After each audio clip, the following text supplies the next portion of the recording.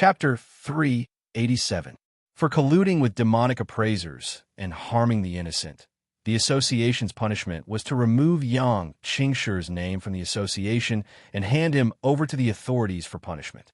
If everything went according to plan, Yang Qingshi's fate would be death. Appraiser Lin. When Lin Jin arrived, unlike before, many people took the initiative to greet him. Their attitude was completely different from the day before. Even those who were unconvinced of Lin Jin's strength greeted him with a smile. However, behind his back, there were still those who said that Lin Jin didn't live up to his title as a rank 3 beast appraiser, that he was promoted because of his majesty's favor, and that his strength was at most rank 2. Lin Jin didn't know any of this. Even if he did, he wouldn't care. Tomorrow was the Jade Dragon Festival.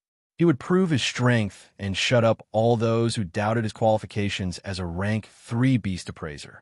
But before that, Lin Jin had to pay Yang Qingshi a visit. At the city's prison, Yang Qingshi's limbs were shackled by specially made chains, and his entire body was pinned to a rack. He couldn't even move his head. This was also to prevent him from escaping. Other than the chains, there were also a lot of guards around him. When Lin Jin arrived, the guards clearly recognized him and had received orders from their superiors. They didn't stop Lin Jin at all, allowing him to pass through unimpeded.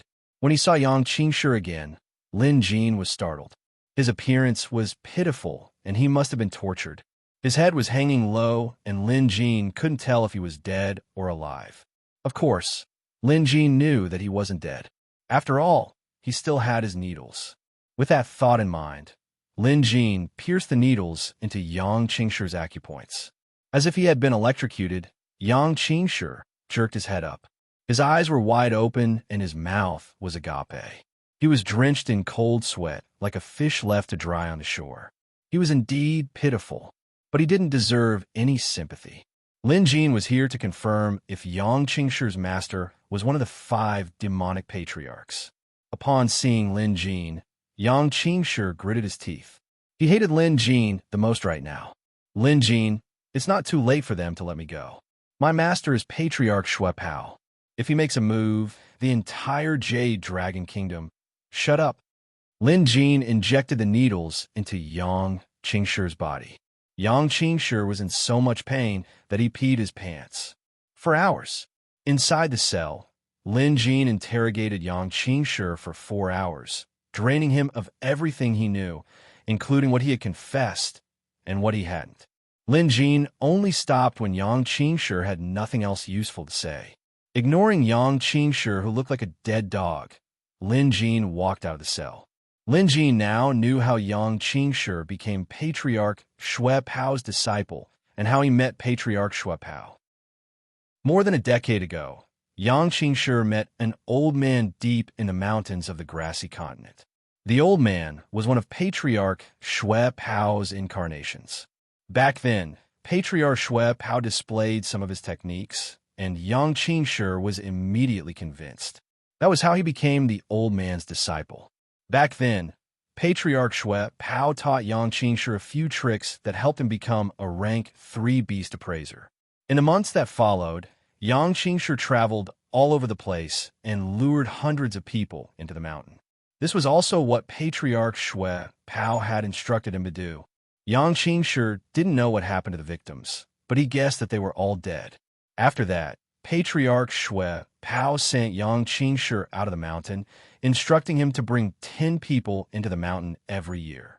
He even gave Yang Qingshi a drop of ancestral blood, and instructed him to summon a blood-refined beast according to the spell Patriarch Shui Pao taught Yang Qingshi in case he encountered any trouble. Patriarch Shui's psyche could then attach itself to Yang Qingshi and save him from a life-threatening situation. As for Yang Qingshi and the Demonic Appraisal Association, he had long since joined the organization. However, this had nothing to do with Patriarch Shui Pao. Despite being Patriarch Shui's disciple, Yang Qingshi was actually just a pawn. Patriarch Shui Pao had been so anxious because without Yang Qingshi, no one would be able to bring back offerings every year. Although Yang Qingshi said he didn't know, Lin Jin could guess that those who were lured into the mountain had all been devoured by Patriarch Shui Pao. At this point, there there was only one conclusion. It seemed like Patriarch Shui Pao was unable to move around freely. Or, to put more bluntly, he was probably sealed in a place where no one could go. Unable to leave, he could only rely on the people Yang Qingshi brought with him to prolong his life. Although Lin Jin couldn't be sure, the possibility was high. This was great news for Lin Jin and the Jade Dragon Kingdom. Lin Jin was truly afraid that Patriarch Shui Pao would come for him. Now that he knew the man was trapped somewhere, he felt like he had just survived a disaster. Yang Qingshi didn't know much else, but he was sure of one thing. This Patriarch Shui Pao was one of the 5 demonic patriarchs. It's no wonder the demon slayer in the museum became restless when I used my sword intent. It's a pity that the blood-refined beast was just a clone and not the demon himself. Otherwise, I could have gotten another piece of demonic jade from the demon slayer. Lin Jin mumbled to himself. Although Lin Jin didn't have to worry about Patriarch Shui Pao suddenly coming for him, and could even do whatever he wanted for the time being, who knew if the man would suddenly break free one day? Hence, he had a plan ahead. Lin Jin had been a little complacent before, but now, it seemed like he shouldn't. Although Xiao Hua was in his Dharma body form, he was still only rank 4. Lin Jin only managed to win this time because he used everything he had. Even so, he was still surrounded by danger. If he wanted to live a carefree life in the future, he had to work hard to improve his strength. For the rest of the day, Lin Jin didn't go anywhere else. He rested in the house arranged by headquarters and thought about ways to improve his strength. As for tomorrow's Jade Dragon Festival Blessing Ceremony, Lin Jin wasn't too worried. However, in the afternoon, Tan Sun came looking for Lin Jin with a ceremonial officer to remind him of the details. This went on until late at night. Lin Jin didn't expect this Jade Dragon Festival Blessing Ceremony to be so troublesome. Just the process alone took a long time, and as the host, Lin Jin had to participate in the entire process. Other than that, there was also the formal attire he would be wearing tomorrow. It had to be tailored according to Lin Jin's physique, along with various accessories. He also had to memorize the lecture notes. Lin Jin felt that it was 10 times more complicated and difficult than studying beast appraising books. Initially, Lin Jin thought that he would only need to show off his skills and pray for the pet beast he picked to evolve. To other beast appraisers, what Lin Jin thought was the easiest was actually the hardest. In the past, there have been instances of hosts failing during the Jade Dragon Festival. Late into the night, Lin Jin was exhausted. When he was finally done, he finally fell asleep. But before the sun even rose, he was woken up by someone who told him to start preparing. Even though the sun had yet to rise, headquarters was already bustling with activity. After all, the annual Jade Dragon Festival was an extremely important event for headquarters. Chapter 388. The Jade Dragon Festival was a traditional festival of the Jade Dragon Kingdom. It began on the first day of the 3rd month at the beginning of spring and lasted for 7 days. It had been more than 300 years since the establishment of the Jade Dragon Kingdom. The Jade Dragon Festival was actually a ceremony to thank the Jade Dragon deity and pray for the dragon deity to surrender. It was for this reason that Lin Jin, who was dressed in formal attire and looked completely different from his usual self, found it strange and absurd. He had personally killed the Jade Dragon deity a few days ago. Who would have thought that he would be hosting a blessing ceremony for the Jade Dragon deity now? This was simply, Lin Jin was at a loss for words. He didn't know how to describe his current mood. He felt like laughing. Very few people knew about the Jade Dragon deity. Emperor He Qian knew that this matter couldn't be leaked and couldn't be leaked. Hence, the Jade Dragon deity told him that the people worshipped was no longer the same Jade Dragon deity that Lin Jin had killed.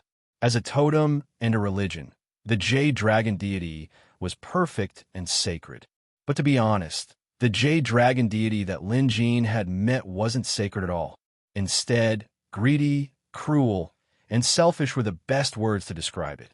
However, the ignorant people still worshipped the Jade Dragon deity as the Jade Dragon Kingdom's guardian deity. This worship had been rooted in their hearts for centuries. On the surface, the jade dragon deity seemed powerful, but in fact, it was merely a tool of the He family. A dragon made of tools. As it had been going on for more than 300 years, the blessing ceremony was complicated. Instead of being held at headquarters, it was held on a wide street outside that led all the way to the Jade Dragon Temple.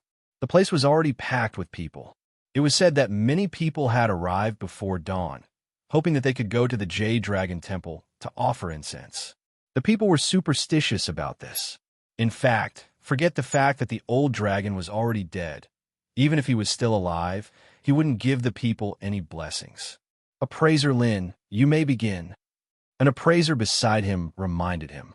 Lin Jin nodded and began the boring and complicated ceremony. In previous years, the Jade Dragon Festival's blessing ceremony had always been hosted by an appraiser from headquarters. However, most of the time, it was a rotation of familiar faces. But this year, many people realized that the host this time was a new face. Not only did he have a new face, but he also looked very young. Some were curious, while others were suspicious. The identity of the young appraiser became a hot topic of discussion, especially when they saw the three-ringed beast emblem sleeve band he was wearing. Many of the more knowledgeable ones were confused. In the Jade Dragon Kingdom, a rank 3 beast appraiser was a rarity that could be counted on one hand. Many people could even recite the names of every rank 3 beast appraiser in the kingdom as if they were their family jewels. However, many people did not know who this young man was. By the time the ceremony was halfway through, many people learned that the host of this year's blessing ceremony was a man named Lin Jin. He hailed from Maple City and was the youngest rank 3 beast appraiser in the Jade Dragon Kingdom. Even if he's a rank 3 beast appraiser, isn't he a little too young? The Jade Dragon Festival is such a solemn occasion. Can this young lad handle it? Someone asked, and there were quite a few people who thought so. Along the way, tens of thousands of citizens formed a stream of people, following the blessing procession to Jade Dragon Temple. As the most important festival of the year in the entire Jade Dragon country, many high-ranking officials of the Imperial Court were naturally present. Not only were the high-ranking officials here, but many members of the royal He family were here as well. At the Jade Dragon Celestial Temple, the officials were dressed neatly and stood solemnly. Further inside were the members of the He clan.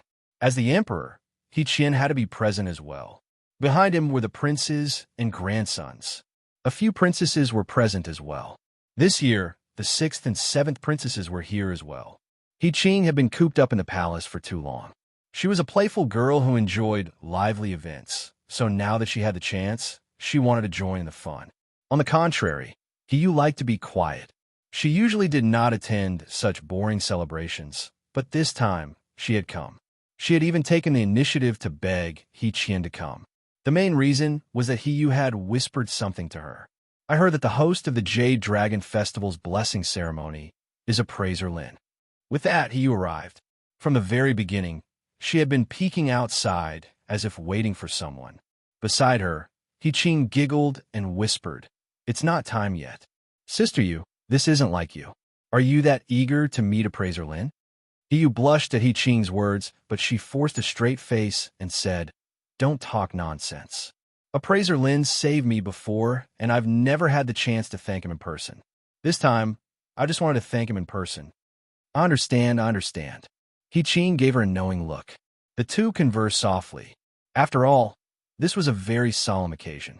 In previous years, the Emperor's blessing ceremony was hosted by the palace's ceremonial officials. But this year, His Majesty didn't follow the usual practice. Instead, he waited for the host of the Beast Appraisal Association headquarters to host the blessing ceremony. This had happened in the past, but rarely. Of course, there were well-informed officials in the Imperial Court who knew that this was because of Appraiser Lin. Moreover, the incident 2 nights ago had shaken the entire royal capital. After all, thousands of city guards had been mobilized to hunt down Yang Qingshi. This order was given by the lieutenant governor, but the one who put him in charge was His Majesty. Hence, the upper echelons were already discussing and exchanging information about Lin Jin.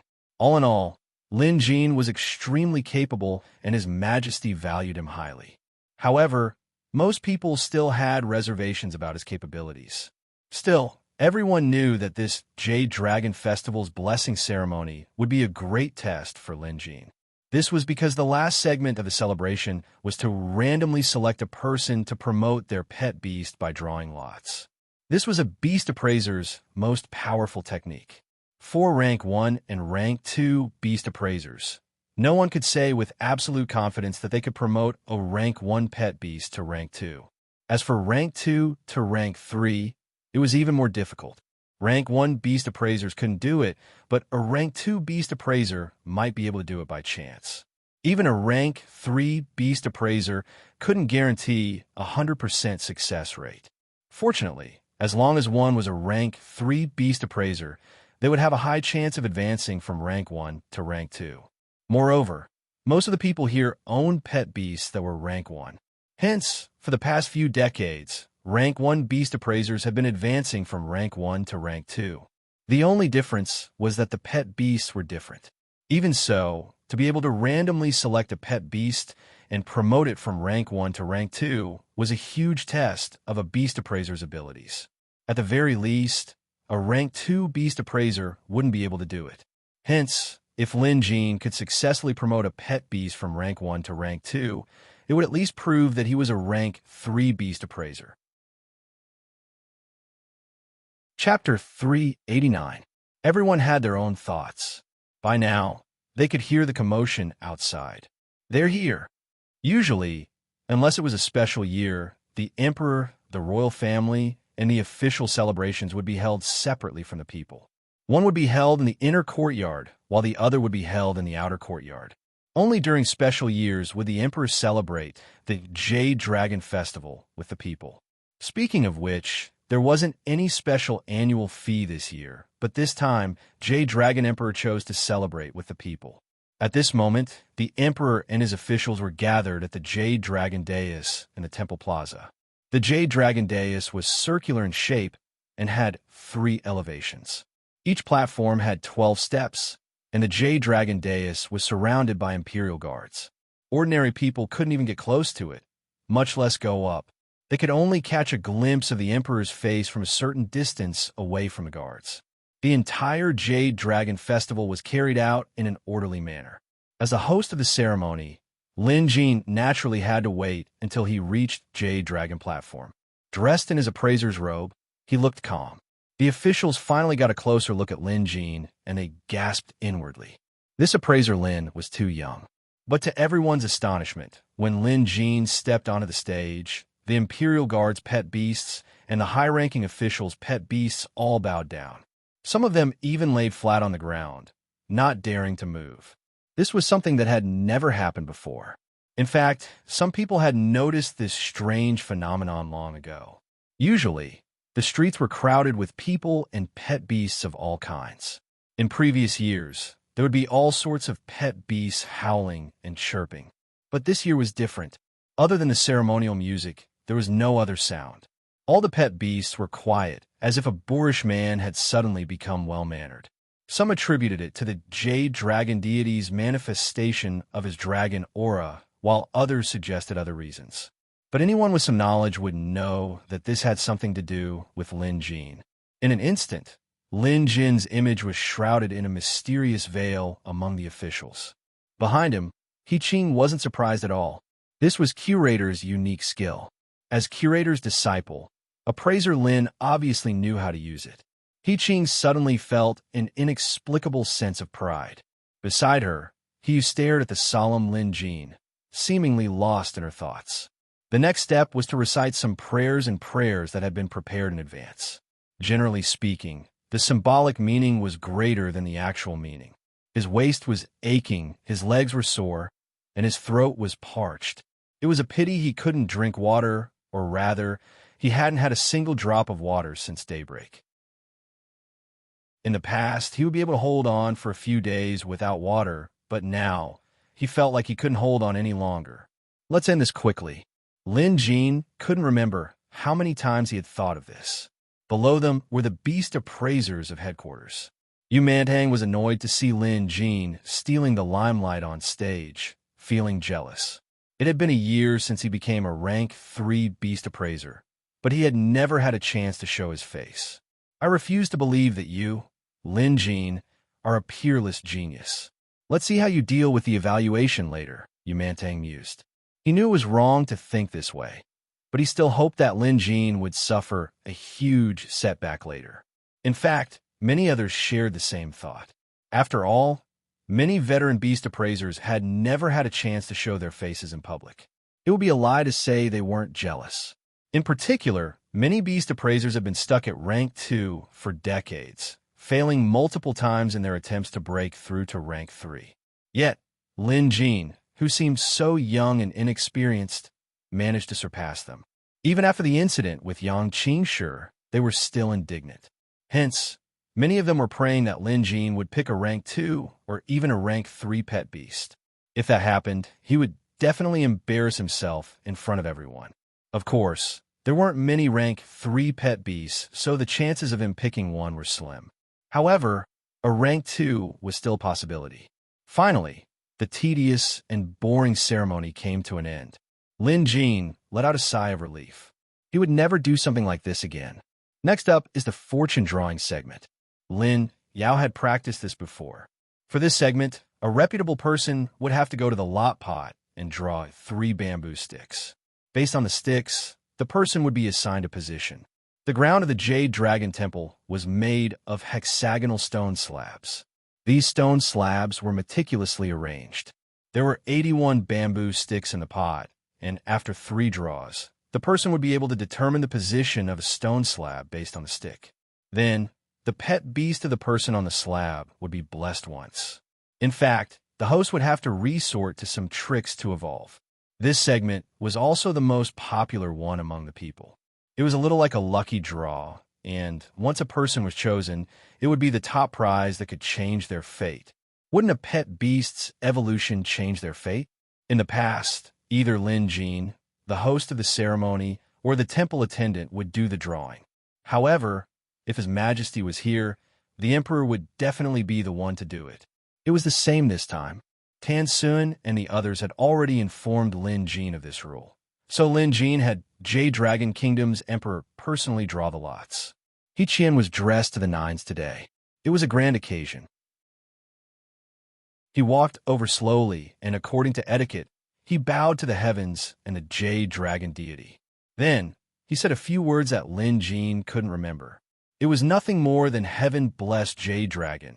The dragon deity bless Jade Dragon Kingdom. Jade Dragon Kingdom will have good weather, and the people will live in peace, and so on. After a long speech, He Qian picked up the pot and shook it. Clack! When the first stick fell, someone immediately picked it up respectfully and handed it to He Qian with both hands. He Qian glanced at it and chuckled. The Earth Origin Stick. Not bad. It was indeed not bad. The temple attendant raised the stick and showed it to everyone. Then, He Qian shook it for the second time. This time, he saw the bend stick. Although it was rare, it had appeared in previous years. However, it was rare for it to appear after the Earth Origin Stick. In fact, with these 2 sticks, they could roughly determine the location. When the temple attendant showed them the second stick, the hundreds of people in the southeast corner were extremely excited, because the 2 sticks were located right where they were. In other words, no matter what the third stick was, it would definitely be in this area. It wouldn't be out of range. The people in the other areas were obviously dejected. However, everyone knew that only one person would be chosen in the end. Of course, based on the number of floorboards, it wasn't exactly the same person, because among the many floorboards, there was one that was more special. It was the only sleeping dragon stone in the Jade Dragon Temple. There were many legends surrounding this sleeping dragon stone, but the biggest difference was that it was larger than the other stone slabs. Hence, more people could stand on it. At least 5 to 6 people and their pet beasts could stand on it. However, this sleeping dragon stone was unique in the entire Jade Dragon Temple. Among the thousands of floorboards, the chances of picking this one was extremely slim. It wouldn't be an exaggeration to say that it was 1 in 10,000. Hence, in the past few centuries, No unlucky soul had ever picked this one. Even now, with the sleeping dragonstone in this area, the chances of picking it were only 1 in 100. Chapter 390. The people on the sleeping dragonstone couldn't do anything about it. When they arrived, they were arranged by the temple. Some of them were crestfallen. After all, this sleeping dragonstone hadn't been chosen in centuries. However, there were also smart people who said there are many other stones that haven't been chosen, just like the sleeping dragonstone. It's just that this stone is big and famous. That's why people get the illusion that the sleeping dragonstone won't be chosen. In fact, they're all the same. Look, His Majesty is going to draw the third lot, someone shouted excitedly. The hundreds of people who had been assigned to a designated area were all nervous. They obviously hoped that they would be chosen. After all, a pet beast's evolution was a rare opportunity that couldn't be found anywhere else. However, some people were also aware that if the pet beast they drew was of a high rank, it would be much more difficult to promote it. In the past, there were very few cases where the beast appraiser failed to promote a pet beast because it was too difficult for the appraiser to do so. However, such situations rarely happened.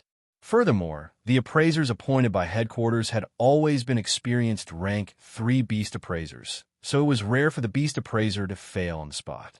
Under everyone's watchful eyes, Emperor He Qian smiled and shook out the third lot. The temple attendant picked it up and smiled. Your Majesty's third lot is the honest lot. Halfway through his sentence, the temple attendant seemed to have thought of something and his expression changed. He Qian, on the other hand, didn't think too much about it. To him, this was just a formality to draw a few lots. Temple attendant, tell us which stone was chosen in the end, He Qian asked with a smile. He Qian asked with a smile. Only then did he notice the temple attendant's slightly panicked expression. What's wrong? He Qian asked. Did I get a bad lot? The temple attendant quickly shook his head to deny it. At the same time, he stole a glance at Lin Jin, looking like he was about to cry. As the temple attendant, he could decipher the lots in the shortest time possible. These 3 lots seemed to have a good meaning, but the location they represented seemed to be the largest sleeping dragonstone. This temple attendant had been through dozens of Jade Dragon Festival celebrations, but this was his first time deciphering this lot. Fortunately, he was quick-witted and hurriedly said, The 3 lots Your Majesty has asked for are all good lots and are auspicious signs. However, please wait for a moment and let us confirm the positions of these 3 lots. The temple attendant thought that perhaps he had remembered wrongly. After all, these 3 lots had never been drawn before. Perhaps he had remembered wrongly, and it might not be the crouching dragonstone. Following that, the temple attendant, the temple stewards, and the ceremonial officers all confirmed it, and it turned out that he was right. The 3 lots that His Majesty had asked for this time were the locations of the sleeping dragonstone. There was no way to fake this in public. After all, this method of interpreting the lots was on the stone tablet in front of the main hall of the temple. As long as one looked carefully, they would be able to see it. At this time, there were already busybodies below who interpreted the lots themselves, and there were cries of surprise. Even if the temple attendant wanted to replace the beam with the pillar, it would be impossible. Forget it. In any case, it's not me who has a headache. What's the point of thinking so much? The temple attendant muttered to himself before revealing the result. Emperor He Qian also reacted. Looking up, he saw several people standing on the crouching dragonstone. They were extremely excited. No wonder the temple attendant reacted so strangely. So that's why. He Qian's heart skipped a beat. Come to think of it, it was indeed inappropriate for him to issue the royal capital's Beast Appraisal Association to make an exception and promote Lin Jin to a rank 3 beast appraiser. Back then, he only wanted to befriend Curator. While He Qian couldn't give Curator any benefits, he could still help Curator's disciple. During the imperial court, some ministers had brought up this matter, saying that using royal authority for personal gain would displease the nation's beast appraisers and that this order was inappropriate. Back then, He Qian rebutted and insisted on his own opinion. Curator was worthy of his efforts. Even if Lin Jin wasn't qualified, He Qian had to promote him and befriend Curator. However, deep down, He felt that his actions were inappropriate. He was elated that Lin Jin would host the Jade Dragon Festival this time. This was the best proof of a beast appraiser's abilities.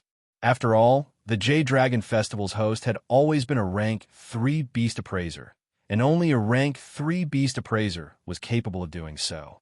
As long as Lin Jin passed, it would prove that not only was his order inappropriate, but it was also the right thing to do. During this period, He had done some thorough research and learned that Lin Jin was an expert in beast appraising.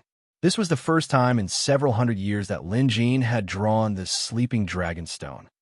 While this was undoubtedly a huge challenge, it was also an opportunity. Hence, He decided to probe Lin Jin's thoughts. If Lin Jin showed any signs of fear, he couldn't force him. Who knows, He might have to think of a way to ask Lin Jin to draw again. He even thought of an excuse. If Lin Jin frowned, he would draw the stone again. But when Lin Jin heard this, he didn't react. He didn't find it troublesome, he didn't show any fear, and he didn't worry. It was as if he had just heard something normal. Unbeknownst to him, Tan Sun and the others below were drenched in cold sweat. News of His Majesty drawing the crouching dragon stone had already spread far and wide. Tan Sun looked over to see at least 5 people on the stone. 2 of them even had rank 2 pet beasts. Despite Tan Sun's mental fortitude and his experience in life, he was still drenched in sweat. He had no choice but to panic. The rules stated that the chosen one's pet beast had to be promoted on the spot. If they couldn't do it, they would be utterly humiliated. In the past, there had been some unlucky beast appraisers who failed and suffered a huge setback. Their performance deteriorated, and they even gave up on themselves, ruining quite a number of people. However, in those rare occasions, he only drew an ordinary floor. This time, it was 5 people. Tan Sun could also tell that among these 5 pet beasts, a few of them looked like pet beasts that were extremely difficult to evolve. If it were him, even if he were to spend several days at headquarters, he might not be able to come up with a way to evolve them. But now, during this ceremony, it was impossible to promote 5 different pet beasts of different attributes in such a short period of time. This is bad. That was what Tan Sun thought, but there were also people who were gloating. After figuring out the situation, Yu Mantang laughed maniacally on the inside. Ha! Lin Jin, you've been in the limelight all this while, but look at you now. You've kicked an iron plate. Let's see how you're going to deal with this. All 5 of these pet beasts are premium, and it's almost impossible for any one of them to get promoted. To think you managed to draw all 5 of them. You're so lucky. Some people were worried, while others were gloating. The civil and military officials, as well as the royal family members, were all discussing in hushed voices. Most of the officials were gloating over Lin Jin's misfortune, including the royal family members. Chapter 391. There were also those who were worried for Lin Jin. Sister Qing, what should we do? Even though he didn't know much about beast appraisals, she knew that this was no laughing matter. If this was messed up, his reputation would be ruined. As a beast appraiser, Lin Jin's reputation was of utmost importance. If he messed up, he would never be able to hold his head up high in the beast appraiser's profession. This was a lesson learned from the mistakes of others. However, He Qing's reaction surprised Lin Jin. Sister Yu, don't worry. Appraiser Lin is curator's disciple. Based on this fact alone, forget 5 pet beasts, even 5 more wouldn't be a problem for him. He Qing had complete confidence in Lin Jin. Or rather, He Qing didn't have confidence in Lin Jin, but in Curator. In He Qing's heart, the Curator was invincible and omnipotent.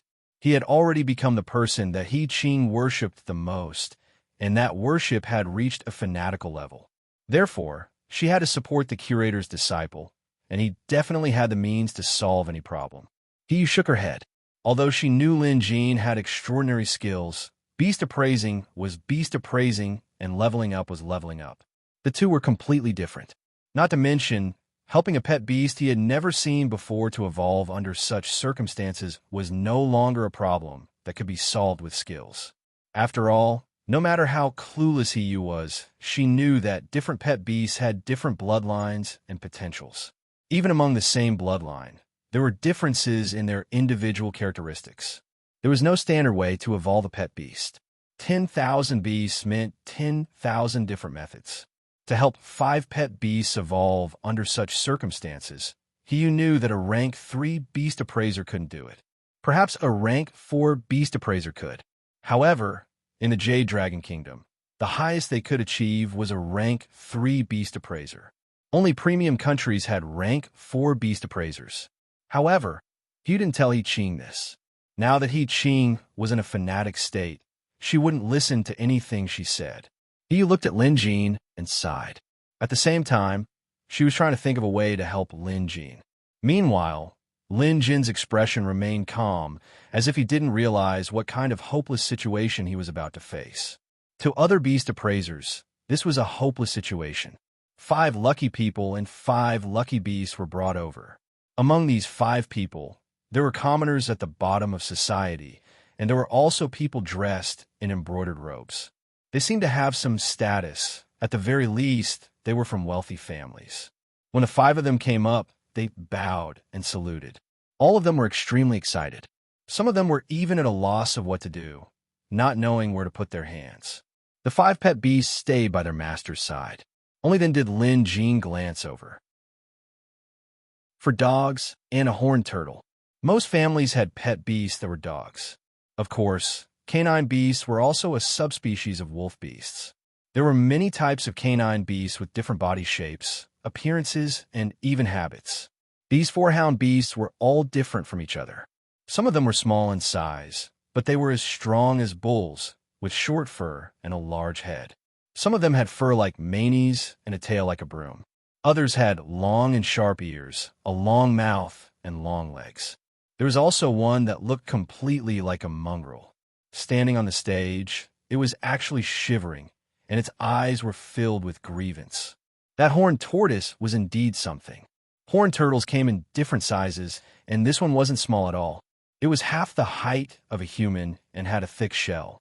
It could already use the power of the 5 elements, and its mouth was like a steel hook. It was also a rank 2 pet beast. Seeing how calm Lin Jin was, Emperor He Qin knew that Lin Jin must be confident, so he didn't say anything else. He could tell how difficult it was for Lin Jin to achieve this. If Lin Jin could do it, no one would say that there was anything wrong with his edict. Instead, He Qin would be praised. Lin Jin was the same.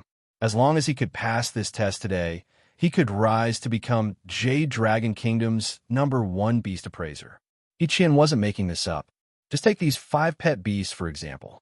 Which beast appraiser in headquarters could evolve all of them? Even veteran beast appraisers like Tan Sun and Chu Qinghe couldn't do it. Hence, he could give Lin Jin the title of Jade Dragon Kingdom's #1 beast appraiser. Curator would probably be happy with this, wouldn't he? He Qin was currently thinking about this matter. Also, Lin Jin had promised to invite Curator here, so this matter had to be taken seriously. He Qin knew that this might decide whether Jade Dragon Kingdom could become a premium country in the future. Of course, there were risks too. He Qin was worried about Patriarch Xue Pao, but it was thanks to this that he had the chance to meet Curator. Appraiser Lin, you may begin, the temple attendant reminded him softly. He was really afraid of messing things up today, but he had to carry on. Lin Jin nodded. Then, he walked over, chose a rank 1 hound beast, and patted its head. This was just an average hound beast with no bloodline or potential. Under normal circumstances, it would never be able to evolve into a rank 2 beast. But things were different with Lin Jin. Lin Jin patted the 2nd hound beast. To others, it was just a casual pat on the head. Just like that, he did the same thing all the way up to the last horned turtle. No more, no less, just a pat on each one. After he was done, Lin Jin said, "All right, you may leave." The crowd was puzzled. The same went for the 5 pet beast owners. They wanted to ask, but didn't dare. The process hadn't even begun yet, so why was he asking them to leave? He Qin didn't understand either. The temple attendant was stunned. He couldn't help but remind Lin Jin, "Well, Appraiser Lin, you can begin the evolution now." He thought Lin Jin had forgotten. "I'm done evolving." Lin Jin's answer silenced the crowd. Immediately, There was a flurry of discussion. Some shook their heads while others wanted to say something but couldn't due to the situation. But deep down, they were all thinking the same thing. You just patted the pet beast's head and you're saying it's done? Isn't this a joke? Before the crowd could finish their thoughts, the next instant, the 5 pet beasts on stage underwent a transformation at the same time. 3 of the rank 1 hound beasts suddenly burst into flames. The crowd took a few steps back in fright. When they looked at the 3 hound beasts again, their auras skyrocketed and flames swirled around their bodies. Anyone with some common sense would know that the biggest feature of a rank 1 pet beast evolution to rank 2 was the ability to utilize elemental powers. Needless to say, the fact that they could emit flames meant that the pet beast had evolved. What was even more shocking was that the 2 rank 2 pet beasts, a hound beast and a horned tortoise, let out continuous howls. The next instant, the rank 2 hound beast's fur fell off. At the same time, the sound of its bones growing could be heard. Meanwhile, the horned tortoise's shell cracked and fell off. Like an aging wall, it shattered into pieces. It also seemed like the tortoise's body had grown in size, bursting out of its shell. At the same time, the auras of the 2 rank 2 pet beasts rose steadily as elemental powers surged around them. Not far away, Tan Sun's eyes widened. They've been reborn. This is really an evolution. When the crowd heard appraiser Tan Sun's words, they were even more certain of their suspicions. This was an evolution. Moreover, it was 5 pet beasts evolving at the same time. Many of them had never seen something like this in their entire lives. Today was an eye-opener for them. Oh my God, did they really evolve? 5 pet beasts evolving at the same time, and 2 of them even went from rank 2 to rank 3. Unbelievable. Am I dreaming? Chapter 392. The Jade Dragon Festival had reached its climax at this moment. The entire Jade Dragon Temple was in an uproar, and the common people were in an uproar. At this time, no one cared about anything else as exclamations of surprise and amazement filled the air. Amateurs were here to watch the show, while experts knew the ropes. Compared to the citizens and officials, the beast appraisers from headquarters were the ones who were the most shocked. When His Majesty drew the sleeping dragon stone, they knew they were in trouble.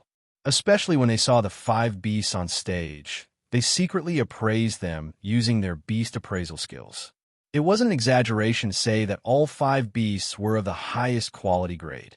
The 2 rank 2 beast appraisers had average potential.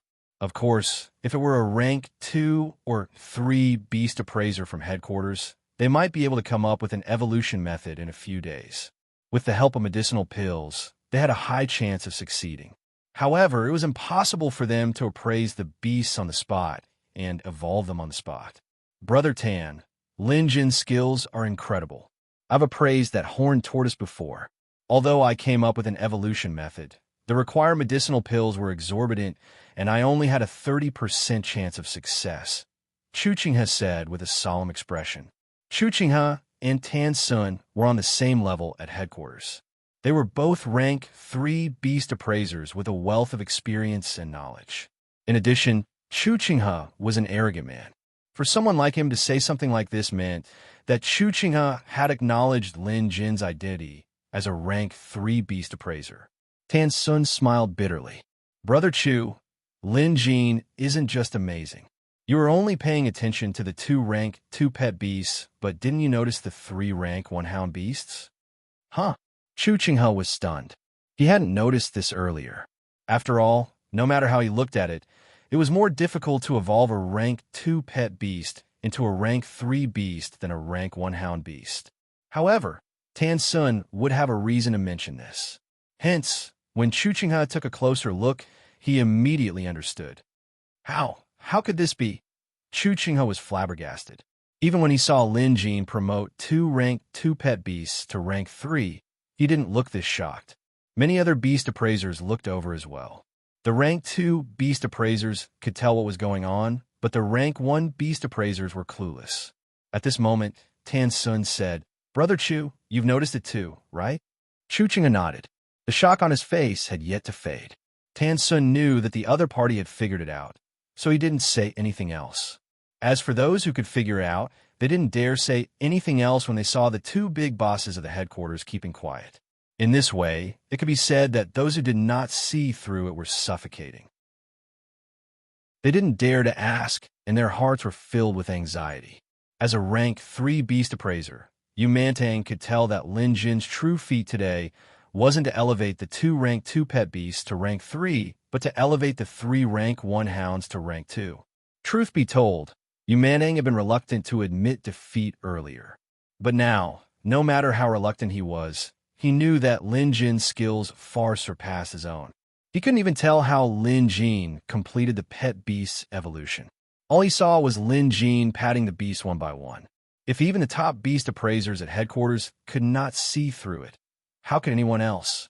To Emperor He Qian, the process was not important. What was important was the result. He was very satisfied with this result.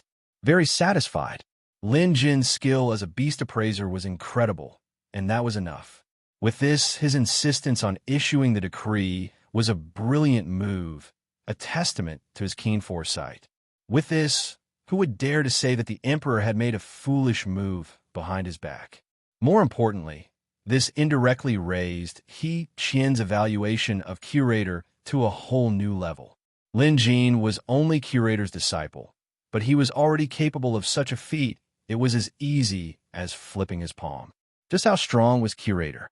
If curator can help our Jade Dragon Kingdom evolve a rank 5 pet beast, our kingdom will surely rise again. And I, He Qian, will become a wise emperor who brings honor to my ancestors. In his excitement, He Qian couldn't help but exclaim, "Appraiser Lin's skill is truly impressive. I'm very pleased. Bring me a brush and ink." No one dared to delay an order from the emperor.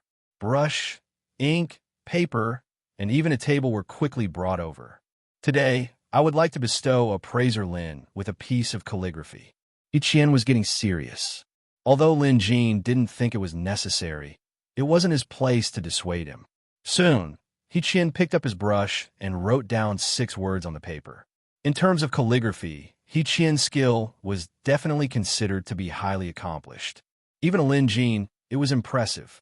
The 6 words on the paper read, "Jade Dragon Kingdom's #1 appraiser." Great eunuch Yaoxing knew what He Qian was thinking. He saluted Lin Jin with a smile and said, "Congratulations, Appraiser Lin. Today, His Majesty has bestowed upon you the title of Jade Dragon Kingdom's #1 Beast Appraiser. From now on, you will reign supreme in the Beast Appraisal Association and become a role model for all beast appraisers in Jade Dragon Kingdom." He Qian did have such intentions. He didn't do this just because he was happy. He was the emperor. How could he make a decision just because he was in the mood? Some emperors might do this, but not He Qian. He had his reasons for doing this, and it was simple. He wanted to tie Lin Jin to the Jade Dragon Kingdom in one fell swoop.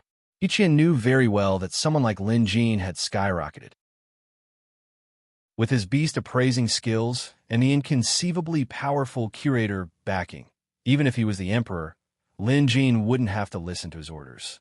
He Qian wasn't foolish enough to think that he could control everything just because he was the emperor. Not too long ago, he had been living with his tail between his legs. That old fart, the Jade Dragon deity, had been pressuring him, forcing He Qian to swallow his anger. The Jade Dragon's curse, which forced the royal family to sacrifice women, was a huge humiliation to He Qian. Fortunately, it was all in the past now. He had to work hard to rebuild Jade Dragon Kingdom, and one of the most important steps was to own a rank 5 pet beast.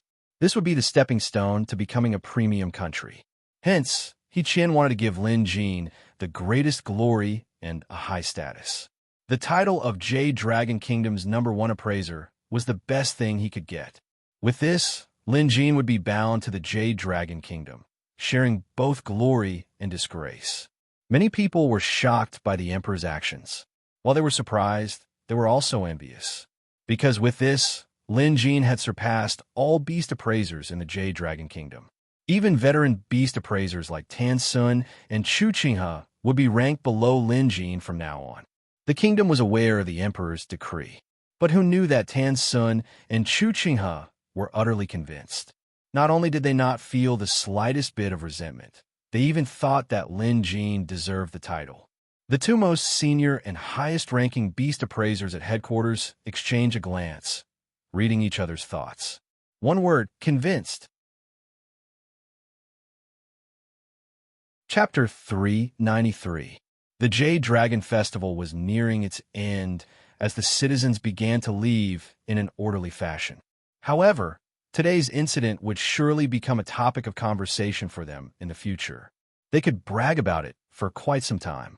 As for the 5 lucky ones, their pet beast's evolution felt like a dream. No matter what status they had before, from this day onward, their lives would be completely different from before. This was how fate changed.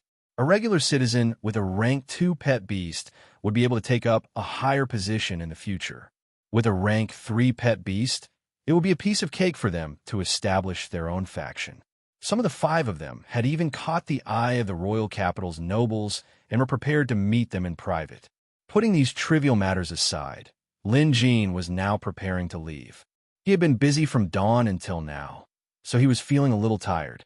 Honestly, he could have put on an act for the 5 pet beasts to evolve one by one.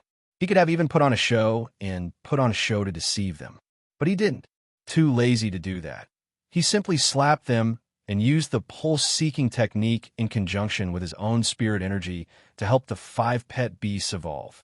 He was probably the only one in this world who could perform such an evolution technique. Just as he was about to leave, he turned his head and saw He Qing walking over with Hiyu. Appraiser Lin. He Qing greeted Lin Jin. Lin Jin smiled and stopped in his tracks. He Qing was obviously an acquaintance of Lin Jin's. He had also met her the last time he came to the royal capital. As for Hiyu, even if they did meet, she was unconscious, so it wasn't considered a meeting. Come to think of it, this was the second time they were meeting each other. The first time was several months ago at Maple City. Back then, Lin Jin was just an unknown rank 1 beast appraiser. Now, he was Jade Dragon City's #1 beast appraiser. 6th Princess, 7th Princess. Lin Jin saluted. Appraiser Lin, there's no need to be so polite. He said. She took the initiative to bow. I would like to thank Appraiser Lin for saving my life. I've already spoken to Father and was going to Maple City to thank you in person. Although He Qing and Hiyu were sisters and looked similar, their personalities were completely different. Hiyu was the polite and well-behaved type. Even when she was looking at someone, she would never look them in the eyes. He Qing, on the other hand, didn't have such rules. Lin Jin was sure that if it weren't for the occasion, she would have dragged him over to sit down and chat.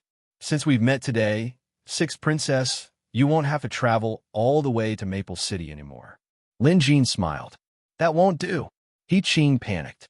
It's not easy for us to get a chance to go out of the palace. How can we not be allowed to go? 7th Princess, are you going too? Lin Jin knew that He Qing had a lively personality and would be extremely reluctant to stay in the palace, so he teased her. Of course I have to. Appraiser Lin, you mustn't mention this in front of Father. Otherwise, he might rescind his decree, He Qing said softly. Little Sister Qing, you can't be so disrespectful. He chided. However, it was obvious that she was sneaking glances at Lin Jin. She pretended to be nonchalant, but was immediately exposed by He Qing. Sister you, don't you want to go out too? If you keep acting like this, I won't care about you anymore. I'll go out on my own. Hiyu stomped her foot angrily and tugged at the corner of He Qing's shirt. Ha, you are Qing, what are you two chatting about? Emperor He Qian walked over with a chuckle. He had noticed his daughters chatting with Lin Jin earlier, but deliberately stayed away. He waited for a while before coming over. He Qian already knew that Lin Jin and 7th Princess knew each other. He also knew that his 7th daughter was acquainted with Curator. He Qian might not have known about the palace's happenings the first or second time, but he would definitely find out if it happened a third time. Every 7 nights, 7th Princess would disappear for a period of time. Sometimes it would be for an hour, sometimes several hours. He Qing thought she had hidden it well and flawlessly, but how could she possibly hide it from He Qian? He Qian guessed that this was Curator's doing. Moreover, his 7th daughter's pet beast had inexplicably evolved. He didn't know why at first, but later on, he learned that it had something to do with the Curator. Through his questioning and probing, Qian learned that the curator had a supernatural ability that could transport people to another secret location. The curator must have used this ability to command so many villainous experts. When Qian first learned about this, he was worried that his seventh daughter would be taken advantage of. After all, she was still a girl. However, after secretly asking the palace maids and confirming that seventh princess was still a virgin, he realized that he had been overthinking things. After giving it some more thought, he realized that this was a great thing. A person like the curator wouldn't be able to guess the reason behind his actions. What if the curator wanted to take his daughter as his disciple? Even if that wasn't the case, it would be a good thing if the curator took a liking to her. No matter what, this was an opportunity. Moreover, Qian knew his place. As the emperor of Jade Dragon Kingdom, he might seem omnipotent, but he knew very well that the world was vast and filled with powerful people. As an intermediate country's emperor, he was nothing compared to them. In premium countries, anyone with a rank 5 pet beast or a rank 4 beast appraiser could easily look down on him. It was precisely because of this that he had to work hard. Right, didn't you need appraiser Lin's help with something? Qian suddenly asked. He snapped out of her daze, but was too embarrassed to say anything. Appraiser Lin, my daughter is too embarrassed to say it. As her father, let me say it on her behalf. Qian said seriously, I'm sure Appraiser Lin is aware that my sixth daughter's health has been frail since she was young. That's why she has never formed a blood pact with a pet beast. If it weren't for Appraiser Lin, I'm afraid she would have passed away by now. Now that she has recovered from her illness, I'm thinking of finding a pet beast for her.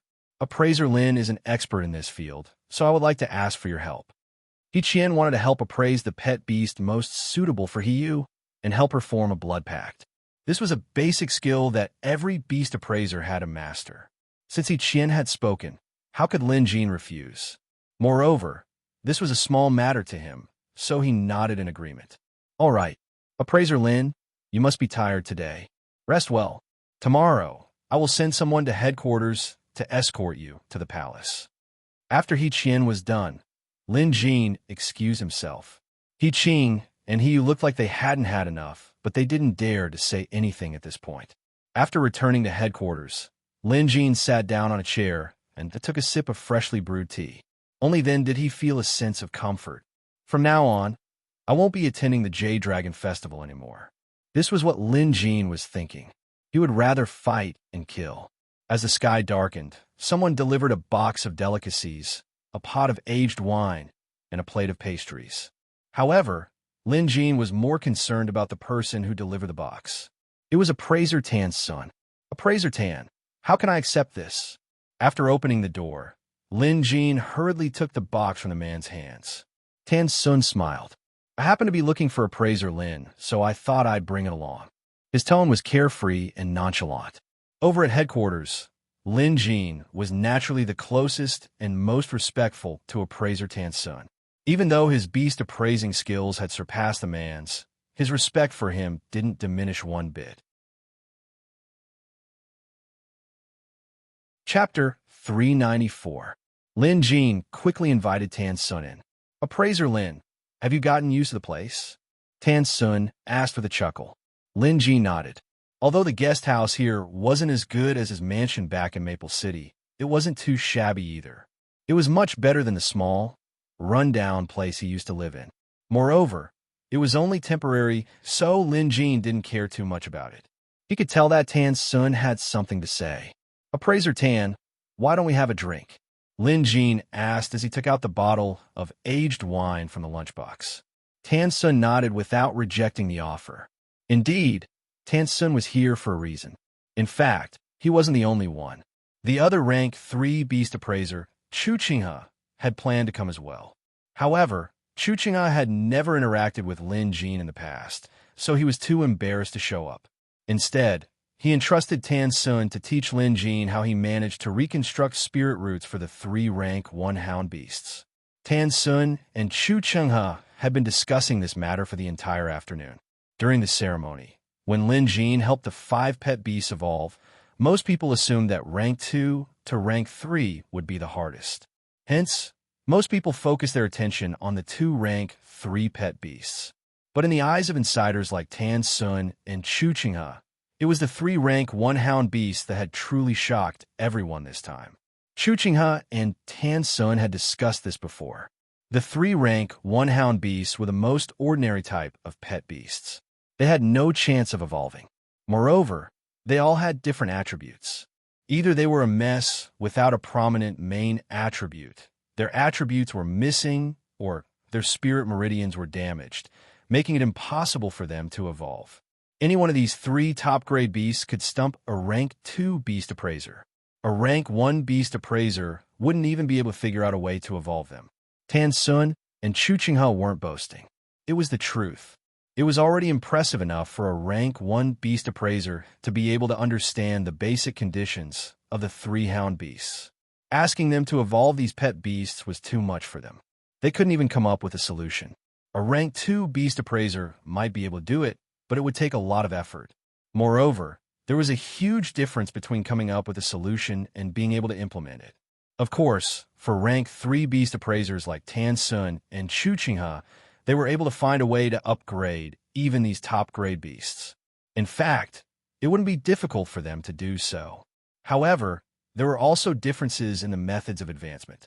In that kind of situation, in order to advance quickly and safely, he could only choose the most ordinary method of advancement. There might even be disadvantages, but this was something that could not be helped. However, Lin Jin managed to achieve what was known as the most difficult advancement method in the beast appraiser community, remolding the spirit root. Some rank 1 beast appraisers might not even have heard of this term, let alone the fact that it was a high-end technique. To put it simply, through certain means, a pet beast with inferior attributes and aptitudes could be reshaped. For example, if the pet beast had mixed attributes and didn't have a single outstanding attribute, it would be impossible for it to evolve under such circumstances. In that case, the reshaping of the spirit root will be done by smelting the various attributes into a brand new attribute. To do this, the spirit root would have to be reshaped. This method sounded simple, but it was much more difficult to actually achieve it. Even rank 3 beast appraisers like Tan Sun and Chu Qinghe have been searching for the essence of this reshaping technique all these years, but to no avail. Even if they succeeded by chance, it would take a lot of time and pills, and the results wouldn't necessarily be good. But today, Tan Sun was shocked to find out that Lin Jin was reshaping the 3 inferior rank 1 hounds at the same time, and the technique he used was just a casual pat. That pat must have contained some kind of peerless skill. As someone who had been immersed in the beast appraiser industry his entire life, was there anything more attractive than this? None. Tan Sun and Chu Qinghe were greedy for the technique to reconstruct their spirit roots, especially after the two of them carefully examined the 3 hound beasts that had already reached a certain realm. They discovered that the 3 hound beasts were no longer inferior to those with powerful bloodlines. Although they still couldn't compare to those beast breeds with great potential and tyrannical bloodlines. Compared to before, it was as if they had been reborn. To achieve this was much more difficult than evolving 2 rank 3 pet beasts at the same time. Hence, Tan Sun came. He was here today to ask Lin Jin for advice. At the very least, he wanted to know how Lin Jin did it. At the same time, Chu Qinghe paced back and forth outside, waiting anxiously, occasionally peeking inside. Inside the house, the wine was ready. Lin Jin and Tan Sun clinked their glasses and drank. The royal capital's aged wines were at least 10 years old. Some of them were even 20 years old. Just like this bottle of wine, it was 20 years old. Good wine could be seen in its aroma and sweetness when it entered the throat. Although Lin Jin wasn't a glutton, he knew how to drink. Today's wine must have cost a fortune, and appraiser Tan Sun must have something to ask of him. Appraiser Lin, you managed to evolve all 5 beasts with just a pat. Your skill is truly amazing. Tan Sun praised before changing the topic. Lin Jin smiled. It's nothing. It's not worth mentioning. Appraiser Lin, you're too humble. Tan Sun quickly said, if it were me, I wouldn't be able to do it. From what I can see, Appraiser Lin's skill is at least at rank 4. Lin Jin was stunned. If someone else had said this, it would have sounded more like a compliment. But Tan Sun was different. Tan Sun must have realized something when he said this, and it was from the bottom of his heart. Appraiser Lin's skills are profound, and I, Tan Sun, admit my inferiority. I've come here today to ask for your guidance. I hope Appraiser Lin can enlighten me. Tan Sun raised his glass and drained it in one gulp. Tan Sun had shown his attitude and didn't show any signs of relying on his qualifications. This was commendable. Lin Jin took a sip as well. Appraiser Tan, please feel free to ask. I'll tell you everything I know. Overjoyed, Tan Sun asked Lin Jin how he managed to reconstruct a spirit root with just a pat. This was the skill he cared about the most, and also the one he wanted to explore the most. Lin Jin suddenly slapped the table, and a silver needle instantly pierced through the wood, nailing itself to the ground. Tan Sun's eyes widened at the sight. Although it looked like a casual pad, it contained many skills. One of them was to insert a needle into the body, performing an internal acupuncture technique. Lin Jin confessed. Tan Sun had seen Lin Jin perform an internal acupuncture technique before, so he knew Lin Jin was skilled in it. But he didn't expect him to be this skilled. Lin Jin continued. The internal acupuncture technique involves piercing the spirit pivot acupoint and gathering fire spiritual energy to refine unrefined fire. Unrefined fire won't harm the internal organs and will only reconstruct the spirit vein. After refining it, the spirit vein will naturally evolve. However, it's also because I'm the most proficient in using the fire attribute that I forcefully converted those 3 hound beasts into the fire attribute. Tan Sun came to a sudden realization. While Lin Jin had made it sound simple, the methods he used were complex and profound. A single misstep would mean a huge difference in the outcome. Moreover, the technique hidden in this was also very important. After all, the technique was the same, but because of the difference in the individual, the strength of the technique would be completely different. Some might even need some unique adjustments. Similarly, any mistake in the details would not succeed. Chapter 395. Without holding anything back, Lin Jin told Tan Sun everything he knew. Tan Sun held a glass of wine in his hand and pondered for a long time. He didn't even notice the wine spilling out of his glass. Tan Sun was currently immersed in his learning and exploration. Nothing else could disturb him.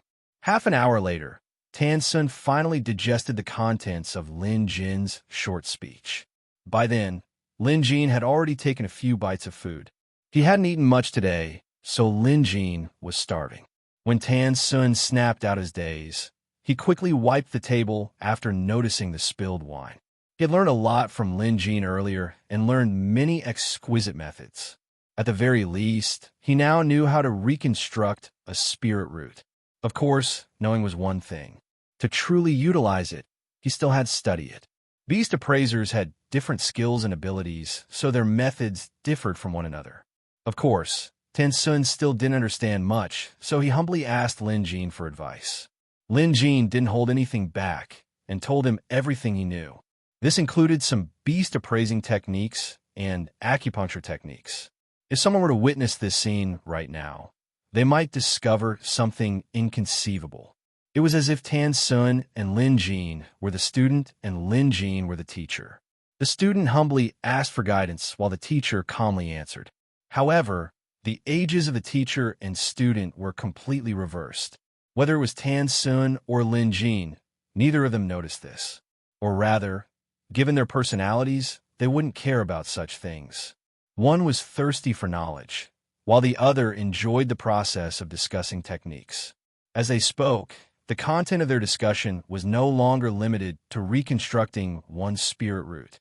It also included beast appraisal techniques, the identification of beast species, and even the use of pills. Of course, as the topic expanded, it became less of a consultation and more of a discussion. After all, Tan Sun was a veteran rank 3 beast appraiser and one of the top figures in the Jade Dragon Kingdom. Naturally, he had his own insights. The more they talked, the more excited they became. Before they knew it, several hours had passed. It was already late into the night, but neither of them had any intention of stopping. At first, Tan Sun had wanted to regain some of his pride. But as time went by, he realized to his disbelief that Lin Jin had no shortcomings in beast appraising. No matter what kind of knowledge it was, Lin Jin would never stumble. Hence, at the end of the discussion, it turned into him asking for guidance and Lin Jin lecturing. A pot of aged wine had long been emptied, and 3 plates of side dishes had also been emptied, but the two of them did not have the slightest intention of stopping. Outside, Chu Chenghe, who had been waiting for 6 to 8 hours, had a helpless expression on his face. He could faintly hear the discussion inside, but it wasn't appropriate for him to go in, so he could only wait anxiously outside. Furthermore, the weather in March was still rather cold.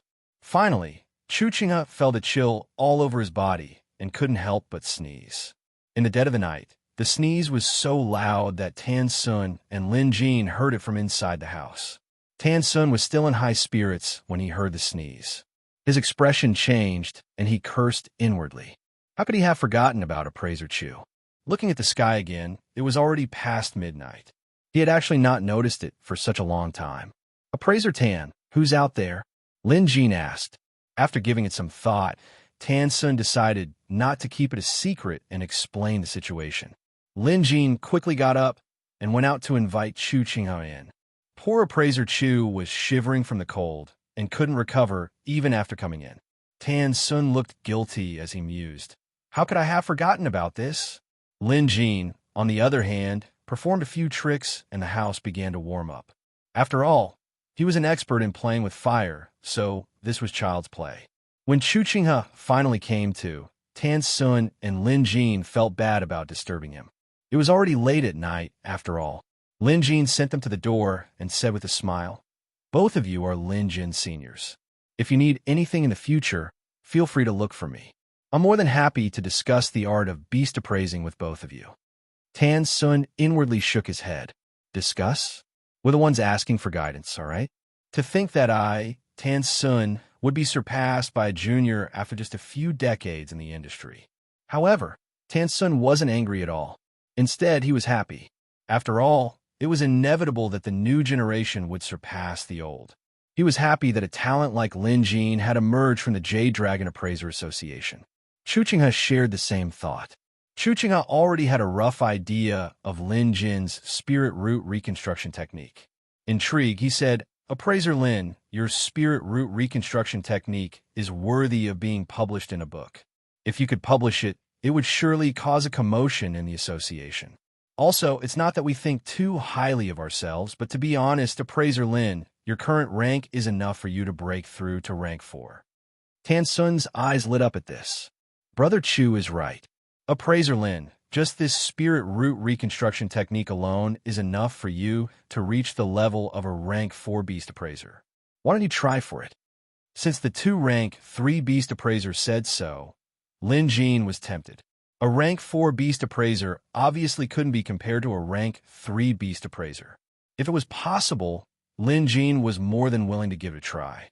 Moreover, he had to continue advancing to become a beast appraiser. However, he didn't expect Tan Sun and Chu Chenghe to bring this up. However, Lin Jin didn't know much about this, so he humbly asked for their advice. Tan Sun said, "The Beast Appraisal Association of an intermediate country can grant you rank 3 beast appraiser qualifications. But if it's rank 4, there's nothing we can do about it. Only the headquarters of premium countries are qualified to do so. Brother Chu and I can write you a letter to recommend you to Heavenly Spiral Country's Beast Appraisal Association to take the test." It's that troublesome? Lin Jin was displeased to hear this. To think that advancing to rank 4 was so troublesome. He even had to go to Heavenly Spiral Country. Right? Didn't appraiser Tan Sun's daughter, Tan Lin, go to Appraiser Academy a while back? It seemed like Tan Sun was telling the truth when he said they were related. Lin Jin pondered for a moment. If it was possible, he would definitely need to advance to become a beast appraiser. After all, this thing was still useful. Also, he could meet a true rank 4 beast appraiser and see how they were like.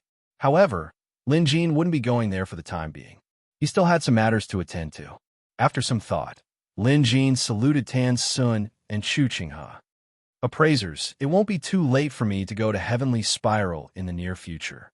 I'll have to trouble you to write me a letter of recommendation then. Of course. Don't worry. Leave it to us. With that, Tan Sun and Chu Qinghe took their leave. It was getting late, so Lin Jin went home to wash up before going to bed. However, he didn't sleep well that night. His mind was filled with thoughts about becoming a rank 4 beast appraiser. Although he said he didn't care much about it, he actually valued it a lot. Chapter 396. Early the next morning, someone from the palace came to escort Lin Jin into the palace. As he had promised the emperor yesterday that he would help the 6th princess, choose a pet beast to form a blood pact with. Lin Jin could only get up even though he was still half asleep. After putting on his clothes and stepping outside, he saw an old eunuch waiting outside with a carriage and 6 imperial guards behind him.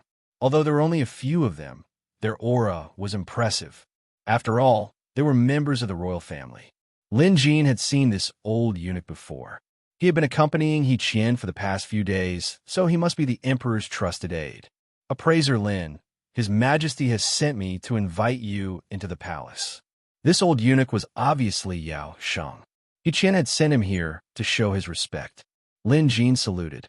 Thank you. Appraiser Lin, you're welcome. Yao Sheng was all smiles as he invited Lin Jin into the carriage. As they passed each other, Lin Jin turned to glance at Yao Sheng. After a moment of hesitation, he asked, How should I address you? Eunuch Lin? Yao Sheng quickly answered, Appraiser Lin, you can just call me Yao Sheng. Eunuch Yao. Lin Jin's expression turned serious. The Beastmaster 3rd scroll you're cultivating isn't complete. Forcefully fusing the 2 scrolls despite the flaws has resulted in conflicting malevolent energies. Moreover, your pet beast is a rotting silkworm. Under the stimulation of the beast's blood, it must be hard for you to endure late at night, isn't it? This sentence shocked Yao Sheng so much that his expression changed drastically. Yao Sheng was the only one who knew about this. No one else knew about it. Also, Yao Sheng had never met any beast appraisers before, so this information couldn't possibly be leaked through others. Amidst his shock, he said, If Eunuch Yao is willing, I can help you relieve your worries later. Having said that, he got into the carriage. Yao Sheng was stunned, but he reacted quickly. He had been suffering from this problem for years, and Yao Sheng knew very well that he never had the chance to cultivate the Beastmaster 3rd scroll. After all, only nobles, royalty, or experts could cultivate it. As a servant, he had once been rewarded by the emperor and had the opportunity to cultivate the 2nd scroll of the Beastmaster Master. However, Yao Sheng was very clear that the 2nd scroll was not as powerful as the 3rd scroll. Since the emperor had rewarded him, he could only choose the 2nd scroll of the Beastmaster Master. However, coincidentally, he had obtained the 3rd scroll of the Beastmaster Master by chance. At that time, Yao Sheng felt as if he had obtained a treasure. He didn't tell anyone, and he didn't dare to discuss it with anyone. After all, the emperor had bestowed him 2 scrolls, and he had cultivated 3 scrolls. If word got out and it fell into the hands of someone with evil intentions, he would be beheaded. However, Yao Sheng could not resist the temptation of the Beastmaster 3rd scroll. Hence, he secretly began to cultivate it. Towards the end, he realized that the Beastmaster 3rd scroll was incomplete. Back then, Yao Sheng was stuck between a rock and a hard place. Due to his incomplete cultivation, he went astray, resulting in an incomplete blood contract fusion. Just as Lin Jin said, Yao Sheng would suffer in agony and torment every night. This was Yao Sheng's secret. Who would have thought that Lin Jin would see through it? Yao Sheng had been listening to His Majesty talk about Lin Jin, but it was only now that he understood why His Majesty valued Lin Jin so much and why he was so afraid of Lin Jin's curator. To be able to see through Yao Sheng's secret with such keen eyes, it was obvious how high Appraiser Lin's level was. Yao Sheng was terrified and hesitant. He was afraid that his secret would be exposed, especially if His Majesty found out that he was secretly cultivating the Beastmaster 3rd scroll. That would be a grave sin. Moreover, he had been tormented by the bestial blood's backlash. It was fine during the day, but at night, it was worse than death. He could still remember how he had endured all these years. What Yao Sheng was most afraid of was that as time passed, the beast blood backlash at night would become more and more severe. It was already much more severe than it had been at the beginning. He had speculated that if this situation continued for another year, he would not be able to endure it. By then, he would either go insane or die. This was a matter of life and death. To be able to become the emperor's trusted aide, Yao Sheng naturally had good judgment and was decisive. It only took him a moment to realize that this was a once-in-a-lifetime opportunity. In the entire Jade Dragon Kingdom, Appraiser Lin might be the only one who could save him. If he missed this opportunity, he would be digging his own grave. Yao Sheng didn't want to die. Along the way, Yao Sheng mustered up his courage and whispered, "Appraiser Lin, can you really help me?" Inside the car, Lin Jin smiled. Then, he raised his hand to cast a camouflage spell. Up until now, Lin Jin's mastery of camouflage had reached a relatively high level. Not only could he hide his presence from others, he could also hide his presence from them. Based on Yao Sheng's cautious demeanor, Lin Jin knew that he didn't want anyone else to know about this. Hence, Lin Jin decided to help him. Speaking of which, Lin Jin was curious about Yao Sheng's current state. Had it been anyone else, they would have died after encountering such a huge setback in their cultivation. Yet, Yao Sheng managed to pull through. This was a miracle. Hence, Lin Jin wanted to find out more about it. Just like how a doctor who encountered an incurable disease they had never seen or heard of, they would usually be elated because it would increase their knowledge and experience. It was the same for Lin Jin. Lin Jin flicked a needle. Yao Sheng was startled, but he held himself back. He knew that Lin Jin was diagnosing him. He had seen this before during the Jade Dragon Festival. Using the needle, Lin Jin immediately understood the situation. That was close. After understanding the situation, Lin Jin couldn't help but exclaim. He was referring to great eunuch Yao Sheng. Frankly speaking, it was a miracle that the man managed to survive. This was Lin Jin's first time encountering a case where the beast blood had completely invaded a person's bloodline, and they were still alive. If it wasn't because of Yao Sheng's or his pet beast's unique physique, then it must be because of the man's cultivation method. However, at Lin Jin's current level, it wasn't difficult for him to help Yao Sheng. In fact, it was as easy as lifting a finger. This was because after Lin Jin obtained the water reservoir armor, he combined it with Xiao Hua's yin-yang dharma body to cultivate the unrefined fire. Lin Jin's fire skills had now reached a higher level. Against an enemy, he could use dragon fire with the Crimson Sun's dragon flame mixed in. In addition, Lin Jin had cultivated his own leaf fire. With the two flames combined, he could burn through anything. Lin Jin had yet to encounter an enemy who wasn't afraid of his dragon fire. In the future, if Lin Jin were to comprehend the Phoenix fire and combine all three flames into one, its power would increase by several folds. However, he could only study the Phoenix fire after Zhao Jingyan's Phoenix egg underwent nirvana in the visitation hall, so there was no hurry. Using the water reservoir armor to comprehend the unrefined fire was the exact opposite of Lin Jin's dragon fire. Unrefined fire was an attribute that couldn't possibly exist. Fire was above and water was below. Water and fire didn't mix, hence the name unrefined fire. But with the water reservoir armor, Lin Jin was able to cultivate this impossible flame. Unrefined fire was a fire of vitality. While it wasn't meant to harm, it could nourish all living things and reshape one's mind. Previously, Lin Jin used this unrefined fire to reconstruct the 3-rank one-hound beast spirit roots. Now, to reconstruct Yao Sheng's spirit meridians, he would use the same unrefined fire. He guided the fire into his body. On the other side, Yao Sheng only felt a warm current quickly flowing from his heart to his limbs and bones. That kind of feeling was indescribably comfortable.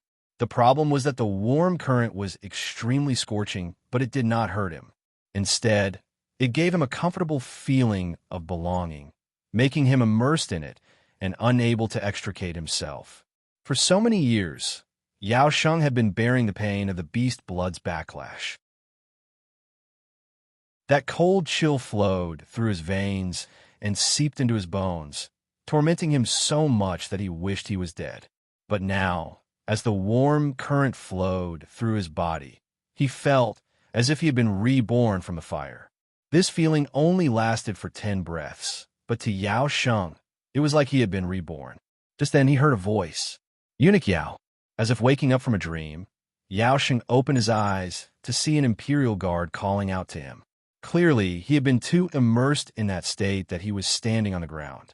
That was why the imperial guard called out to him. Regaining his senses, Yao Sheng coughed lightly. "I was feeling a little dizzy earlier, but it's all right now." The imperial guard whispered, "Eunuch Yao, you've been working hard for the past few days. I'm fine now. Let's continue. His Majesty is still waiting for us." Yao Sheng hurried forward to see Lin Jin leaning against the wall in the carriage as if he was taking a nap. It was as if everything that happened earlier was just a dream. But Yao Sheng knew that it was not a dream. In his current state, he felt as if he had suddenly become 10 years younger. The coldness and pain he had felt before had completely disappeared. His limbs and bones felt warm, as if he had an inexhaustible amount of energy and strength. At this moment, Yao Sheng was completely taken aback by Lin Jin. Hurrying to the side of the carriage, Yao Sheng whispered as he followed, "Yao Sheng will never forget appraiser Lin's kindness today. If there's anything I can do for you from now on, I'll do anything for you." Lin Jin smiled but didn't reply. He was only curious about Yao Sheng's condition, and saving him was a good deed. He didn't care about anything else. Chapter 397. Upon entering the palace, Lin Jin saw the emperor, He Qian, as well as He Yu and He Qing who had been waiting for him. Lin Jin was here to select a pet beast for He Yu, but he had no idea why He Qing was here. However, based on her personality and her relationship with He Yu, it was only natural for her to show up. In addition to the 2 princesses, there were 2 other people by He Qian's side. These 2 were He Qian's 2 sons, who were also princes. One was the eldest prince, He Huang, and the other was the second prince, He Yu. Princes and princesses were giants among men. Be it in terms of looks, temperament, or knowledge, they weren't something the average family's children could compare to. Even the children of prominent families couldn't compare to them. After all, the most prominent family in Jade Dragon Kingdom was the royal He family. The eldest prince, He Huang, was in his 30s and already had the air of royalty around him. The second prince, He Yu, was gentler and more approachable. Lin Jin couldn't figure out what He Qian was up to when he brought his sons with him. However, on the way to the Jade Dragon Lair, He Qian asked, "Appraiser Lin, what do you think of these 2 princes of mine?" Lin Jin understood what He Qian meant. TSK. "Oh, your Majesty, you sure think highly of me." Lin Jin couldn't help but sigh inwardly. He Qian actually wanted him to evaluate the 2 princes. It was as if he was a senior commenting on a junior. It was even possible that Lin Jin's evaluation could affect the fate of these 2 princes in the future. Lin Jin wasn't just imagining things. Judging by He Qian's attitude and tone, Lin Jin could tell that he valued Lin Jin's evaluation. Even Lin Jin himself felt a little nervous about this. "Your Majesty, I'm only a beast appraiser. How can I evaluate the princes?" Lin Jin had to reject He Qian's offer. Although Lin Jin wasn't afraid of He Qian's trap, he didn't want to get involved in this troublesome matter. Who knows, there might be some sort of power struggle between the princes.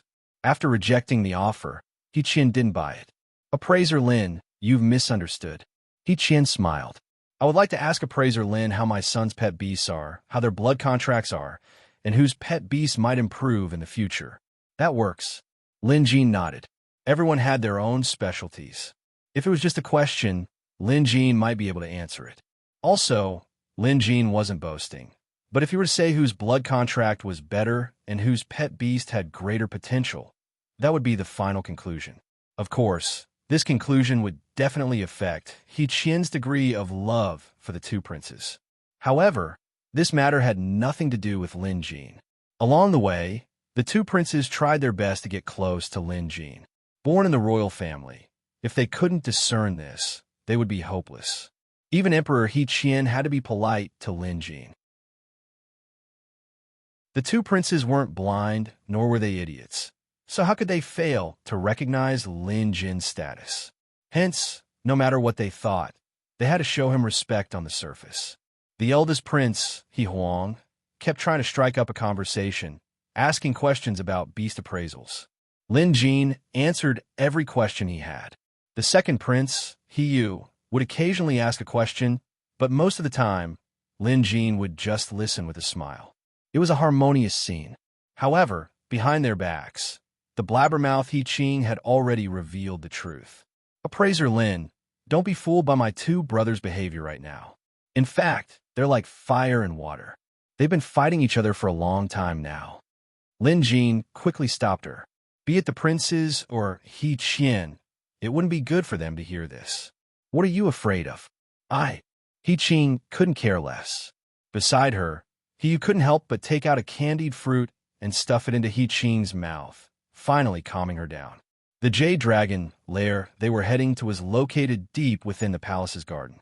This place was considered a restricted area in the palace, and besides Emperor He Qian, no one else was allowed to enter. Even the powerful minister you could enter this place.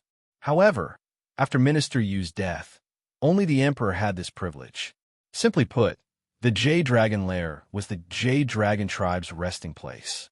There was a world inside, and only members of the royal family or those with special permission from the emperor could enter this place to select pet beasts. Along the way, Lin Jin noticed that He Qian's pet beast was a rank 4 Jade Dragon. Moreover, He Qian had already cultivated the Beastmaster scroll, allowing him to become one with his pet beast. It was the same for the two princes. Although they both had Jade Dragons, they were only rank 3 Jade Dragons. As you had been targeted by the old dragon, she hadn't formed a blood pact with a pet beast yet. However, what puzzled Lin Jin was why the 7th princess, He Qing, didn't form a blood pact with a Jade Dragon, but a tetra-winged butterfly dragon instead. At first, Lin Jin couldn't figure it out. But as he observed and interacted with He Qing along the way, Lin Jin came up with a theory. Because He Qian loved this little princess, He Qing, the most. For this reason, He Qian didn't form a blood pact with a Jade Dragon like the other princes and princesses. Back then, the royal family was being suppressed by the Jade Dragon deity. The Jade Dragon deity used his Jade Dragon pet beast to control the entire royal family and thus the entire Jade Dragon kingdom. Back then, the old dragon was akin to an overlord. This was why He Qian didn't allow his beloved princess to form a blood pact with the Jade Dragon, fearing that she would be controlled by the old dragon in the future. None of the military guards dared to follow them in. Even He Qian's trusted aide, eunuch Yao Sheng, could only wait outside. As a beast appraiser, Lin Jin was allowed to enter the Jade Dragon lair as an exception.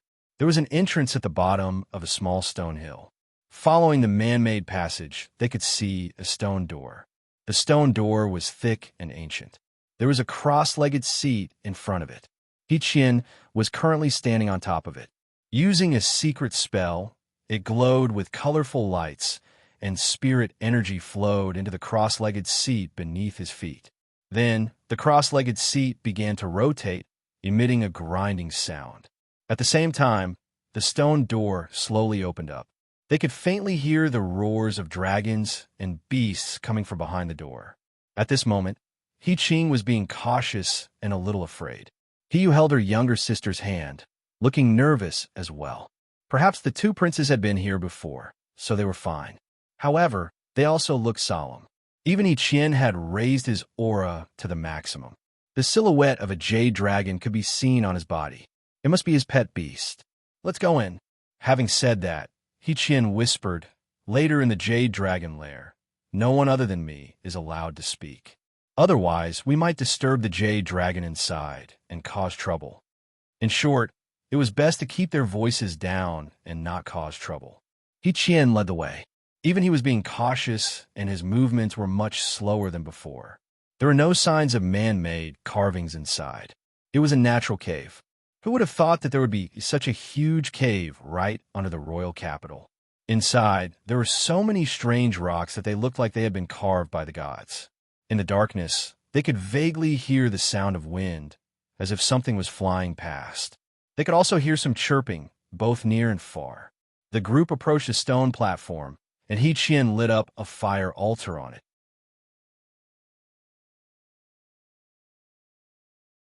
Chapter 398.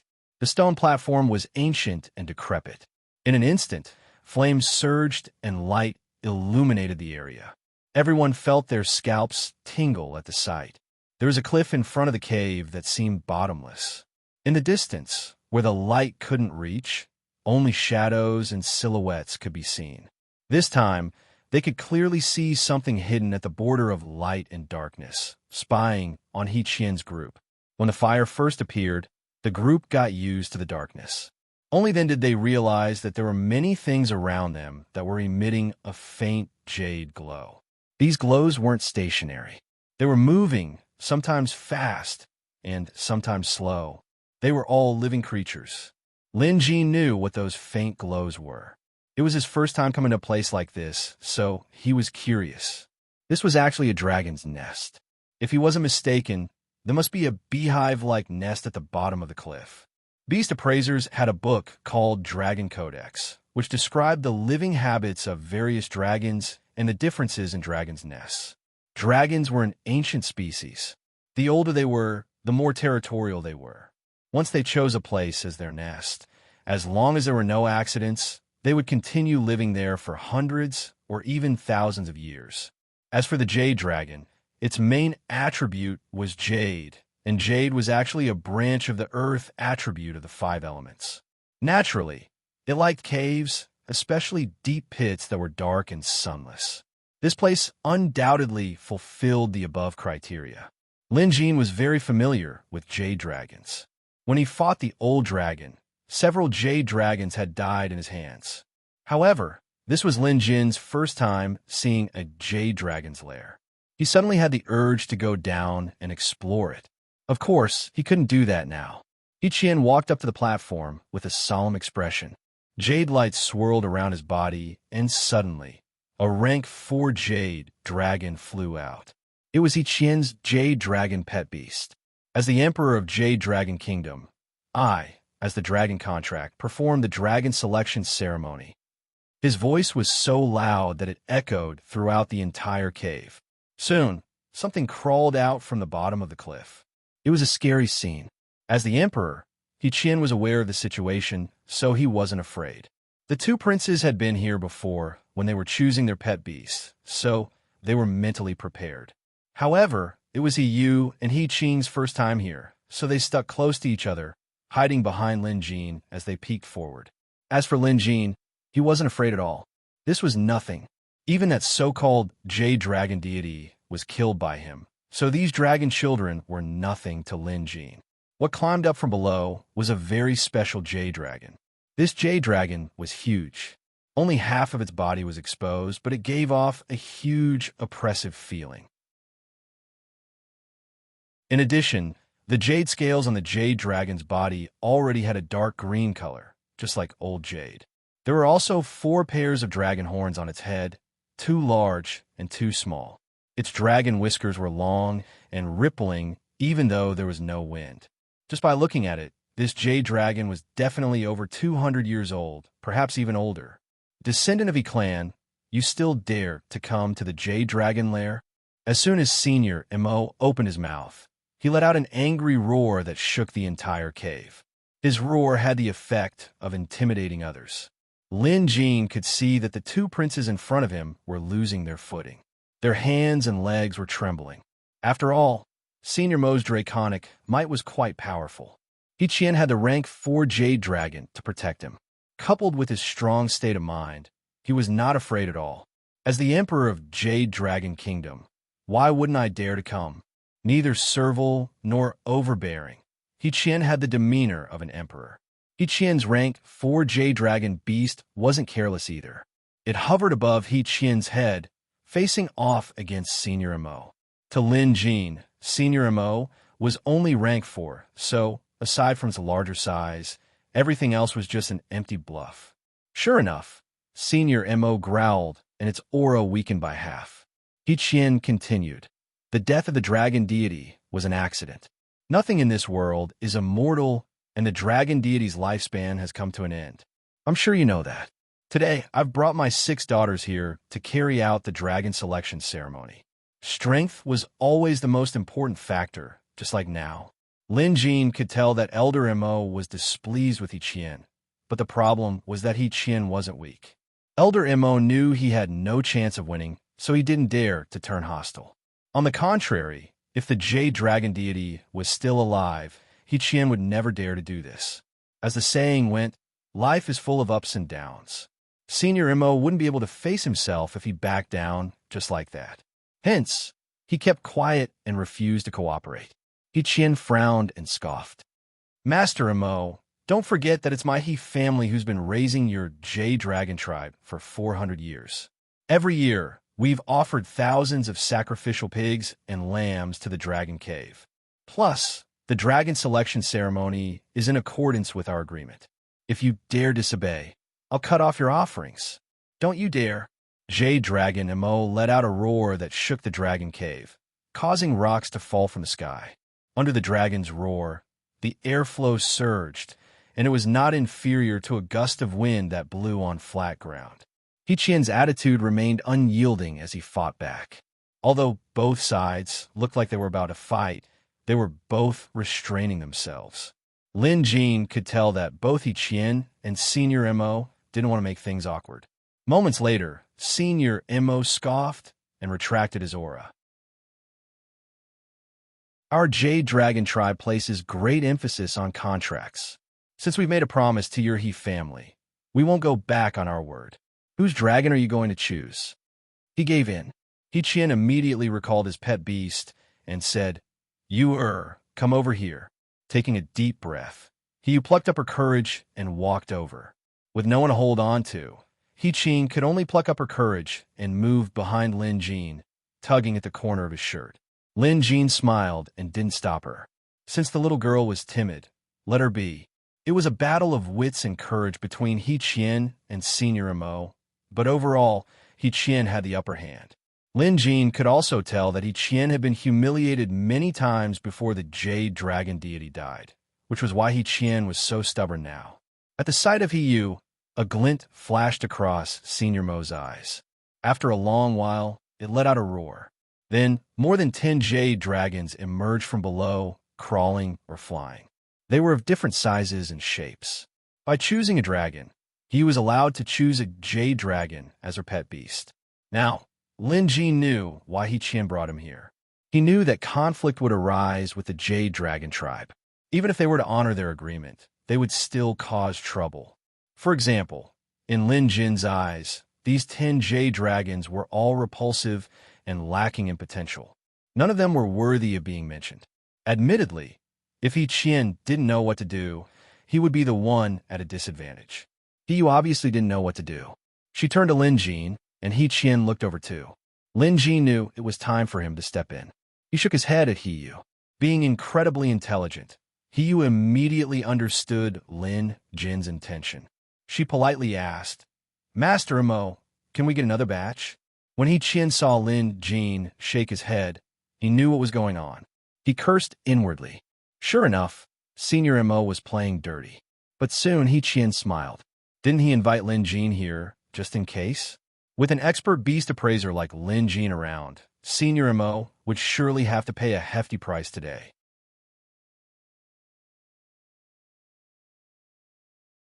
Chapter 399. Senior Mo grumbled.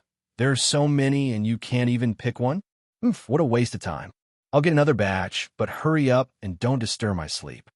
Reluctantly, he switched to another batch of Jade Dragons. This time, there were only 7 or 8 of them, and they came in all shapes and sizes. Some of them didn't look like dragons, but rather ugly lizards. Lin Jin glanced at them and shook his head. It seemed like Senior Mo was determined to piss Qian off. Both sides hadn't completely fallen out yet, nor would they engage in actual conflict, but there would be plenty of underhanded tricks. Moreover, To Lin Jin, Senior Mo was an idiot. His provocation must have something to do with the death of the Jade Dragon deity. But since the deity was already dead, was there a need to do this? Life had to go on. If He Qian were to get angry, wouldn't they be the ones to suffer if he added some stuff to their offerings? Why can't you think straight? Unfortunately, there were some stupid dragons who couldn't be persuaded. He Yu and Lin Jin's eyes met, and she immediately understood what he meant. She could only say again, Senior Mo, please switch to another batch. Senior Mo was already impatient. He had purposely chosen some of the weaker members of the Jade Dragon tribe to make up the numbers. No matter which one he chose, they would all be trash. And if he didn't choose and insisted on switching, Senior Mo could use this opportunity to make things difficult for him. We've already switched to another batch. Your family didn't go through this much trouble in the past. Could it be that you're deliberately making things difficult for us because of the death of the dragon deity? Senior Mo began using this as a pretext. Senior Mo clearly knew a little about the death of the Jade Dragon deity. He knew how the Jade Dragon deity managed to extend his life. Both sides had a tacit understanding about this, but it wasn't certain if they would swallow this insult so easily. He Qian scoffed. There's no limit to the number of times a dragon can be chosen. Senior Mo, what are you trying to achieve by making things difficult for us time and time again? You say I'm making things difficult? Humph, if you're so capable, go down to the dragon cave and look for them yourselves. I won't stop you no matter who you choose. But do you dare? Senior Mo sneered. He Qian frowned. He mused that Senior Mo was purposely digging a trap for him. Ever since the Jade Dragon Kingdom's founding ancestors signed a contract with the Jade Dragon clan, they were to make their choice at the platform. They had never entered the dragon cave before. That was why it was said that what was below was an unknown territory. Without a doubt, there was definitely danger. At that time, even if he was tricked, he could only suffer in silence. Moreover, it would be even more dangerous to let He Yu choose the dragon. If something went wrong, He Qian would regret it. Master Mo, are you determined to make things difficult for us? He Qian's tone was thick with threat. Who would have thought that Senior Mo would be so stubborn as well? With a similarly eerie smile, he said, You can either choose from here or go down and choose yourselves. It's up to you. In any case, we didn't violate the contract. He Qian glared and was about to explode when he heard someone say, Then let's go down and choose. He Qian stopped talking, because he could tell that the one who spoke was Lin Jin. He Qian could ignore anyone else, but Lin Jin was someone He Qian valued greatly. Appraiser Lin. He Qian turned to look at Lin Jin. Lin Jin gave him a reassuring look before taking a step forward to stand beside He Yu. Senior Mo turned to Lin Jin and asked coldly, Who are you? What does this have to do with you? If you're not from He clan, stay out of our business. In other words, this was a matter between the Jade Dragon clan and the He clan. Outsiders shouldn't interfere. I'm the sixth princess, He Yu's teacher. There's a saying that a teacher is also a father. As her teacher, it's only right for me to interfere, Lin Jin said matter-of-factly. Senior Mo didn't know Lin Jin's background, so after hearing his words, he couldn't think of a rebuttal. Lin Jin didn't give the old dragon time to think. Instead, he reached out and said to He Yu, Come. At this, He Yu grabbed Lin Jin's arm without hesitation. When Lin Jin mentioned that he was her teacher, He Yu had a strange feeling. She was touched and happy. Her feelings were complicated. But now, she didn't hesitate at all. Lin Jin gave her the feeling that he was absolutely trustworthy. Lin Jin then brought her to the edge of the cliff. Below them was a pitch-black abyss that seemed bottomless. Standing at the edge was a terrifying feeling. Behind them, some were confused while others were looking forward to it. Then Lin Jin said, Cloud, come. Then he stepped forward into the abyss. The two princes were startled. There was a bottomless cliff ahead. Wasn't walking over suicidal? He was startled as well. But holding onto Lin Jin's hand, she felt a sense of stability and security. She closed her eyes and followed Lin Jin's lead. The next instant, two clouds condensed and wrapped around their feet. Like a flight of clouds, it supported them. They walked on the clouds. At this, He Qian's anxious heart finally calmed down. Yet another wave of shock washed over him. Lin Jin had too many tricks up his sleeves, walking on clouds and ascending to the 9 heavens. Weren't these the methods of immortals mentioned in ancient books? At this thought, He Qian couldn't help but shudder. If he felt this way, it was even more so for the other 2 princes. At first, He Huang and He Yu didn't understand why their father would bring them along. It wasn't until they saw Appraiser Lin that they had an inkling of what was going on. Although they found it hard to believe, they were both incredibly intelligent, so they treated Lin Jin with utmost respect along the way.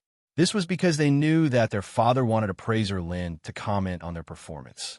In other words, their father valued Appraiser Lin's opinion very much. This wasn't a joke. After all, among the princes, these 2 were the most likely candidates to become the next emperor. This was the key to who would inherit the throne in the future. Both He Huang and He Yu valued this highly. But to be fair, they didn't think too highly of Appraiser Lin. They were princes while Lin Jin was a rank 3 beast appraiser. Although a rank 3 beast appraiser was considered top-notch in Jade Dragon Kingdom, there were quite a few of them in Jade Dragon City. None of them could compare to the royal family. But now, as they watched Lin Jin tread on the clouds, their hearts thumped wildly. They finally understood why their father valued Appraiser Lin so much. Both of them were now thinking back, wondering if they'd been disrespectful to Appraiser Lin in any way and if their performance was commendable. Other than that, they had other thoughts on their minds that they didn't want others to know about. Meanwhile, Lin Jin was on a cloud, descending with the equally shocked He Yu in tow. Lin Jin's cloud mist skill had reached a certain level. Although he still couldn't soar to the 9 heavens and travel 1,000 miles in a single night, it shouldn't be a problem for him to carry someone for a short period of time. At this moment, He Yu's heart was thumping wildly. She was beyond excited. This was a plot that could only be found in books. To think that she would actually be able to tread on the clouds one day. It was like a dream. However, after they landed, it was pitch black below. Many things seemed to be lurking in the darkness, watching them. They would be lying if they said they weren't afraid.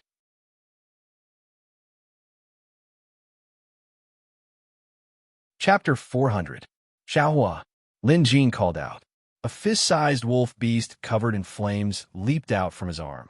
The flames on Xiaohua's body were translucent like a glazed fire crystal. Like a blazing sun, Xiaohua shone brightly, illuminating the entire cave. Many of the jade dragon beasts hiding in the dark were shocked. Some were stunned on the spot, while others hurriedly scurried into the small caves at the side. It could be said that it was a mess. Under the light, the cave was as bright as day.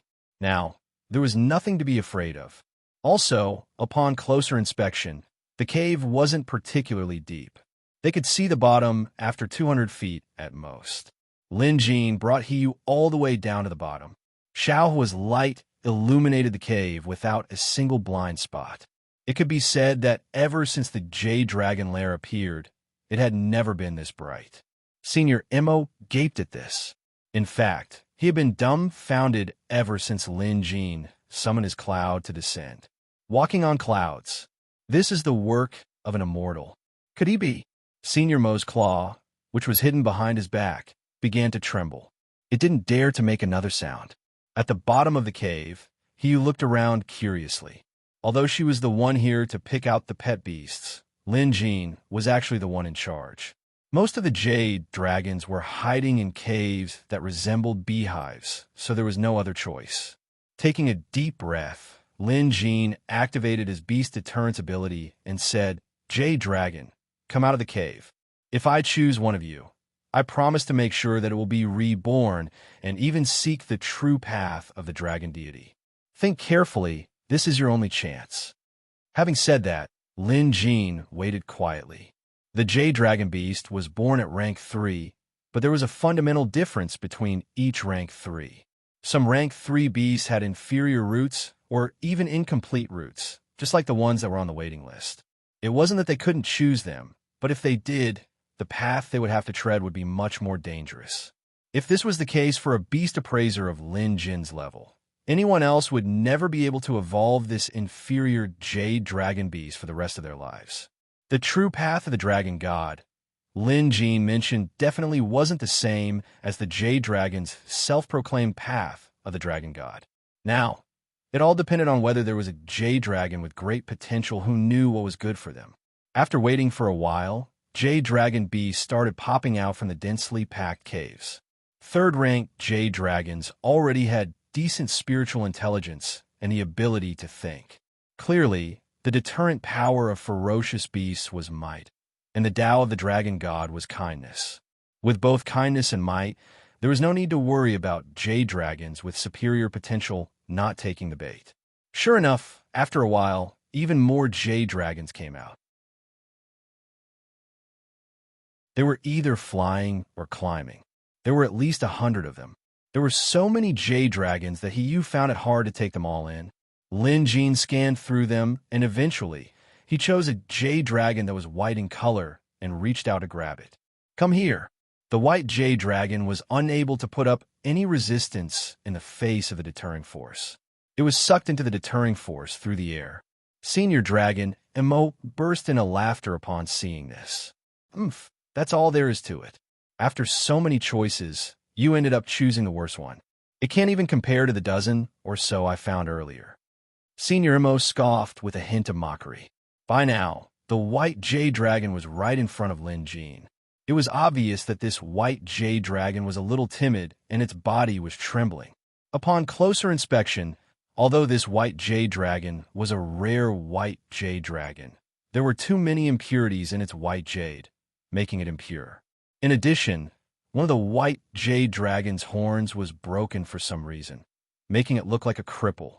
No matter how one looked at it, it couldn't compare to the dozen or so Jade Dragons that jumped onto the dragon selection platform. However, Lin Jin's eyes lit up when he saw this timid, inferior, and obviously crippled Jade Dragon. It was as if he was looking at a peerless treasure. He walked over and patted the Jade Dragon's head, saying, "Good, very good."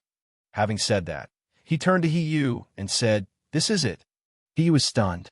Although she was curious, as this white Jade Dragon didn't seem like much, since Lin Jin had so many of them, she wouldn't have any doubts now. All right. Hiyu nodded. Lin Jin was satisfied. Hiyu wasn't a conceited person, so she wouldn't question the choice Lin Jin had given her. That was good. Lin Jin immediately waved his hand to summon a cloud. Then, he brought Hiyu and the white Jade Dragon up to the dragon selection platform. He didn't recall Xiao Hua either. With Xiao Hua around, the surroundings were bright and comfortable. He Qian and the others came up to greet them. When they saw the Jade Dragon Lin Jin had chosen, they were dumbfounded. He mused, "What's going on? Why is it that after such a thorough selection, the Jade Dragon he picked isn't even as good as the dozen or so Jade Dragons from before?" However, He Qian was a shrewd man. No matter how many questions he had, he couldn't possibly voice them out in front of Lin Jin. Yet, he couldn't hide the curiosity on his face. If He Qian was behaving this way, it was even more so for the two princes. Both of them were hesitant to speak, perhaps because the Jade Dragon they had picked was too mediocre. It wasn't just mediocre.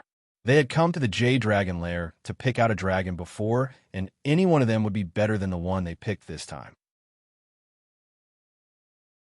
Similarly, even though they were puzzled and even doubtful, not a single one of them opened their mouths to ask. They could hold it in, but Senior Emo couldn't. I thought this person was amazing. Who knew he would pick the weakest dragon in our Jade Dragon lair?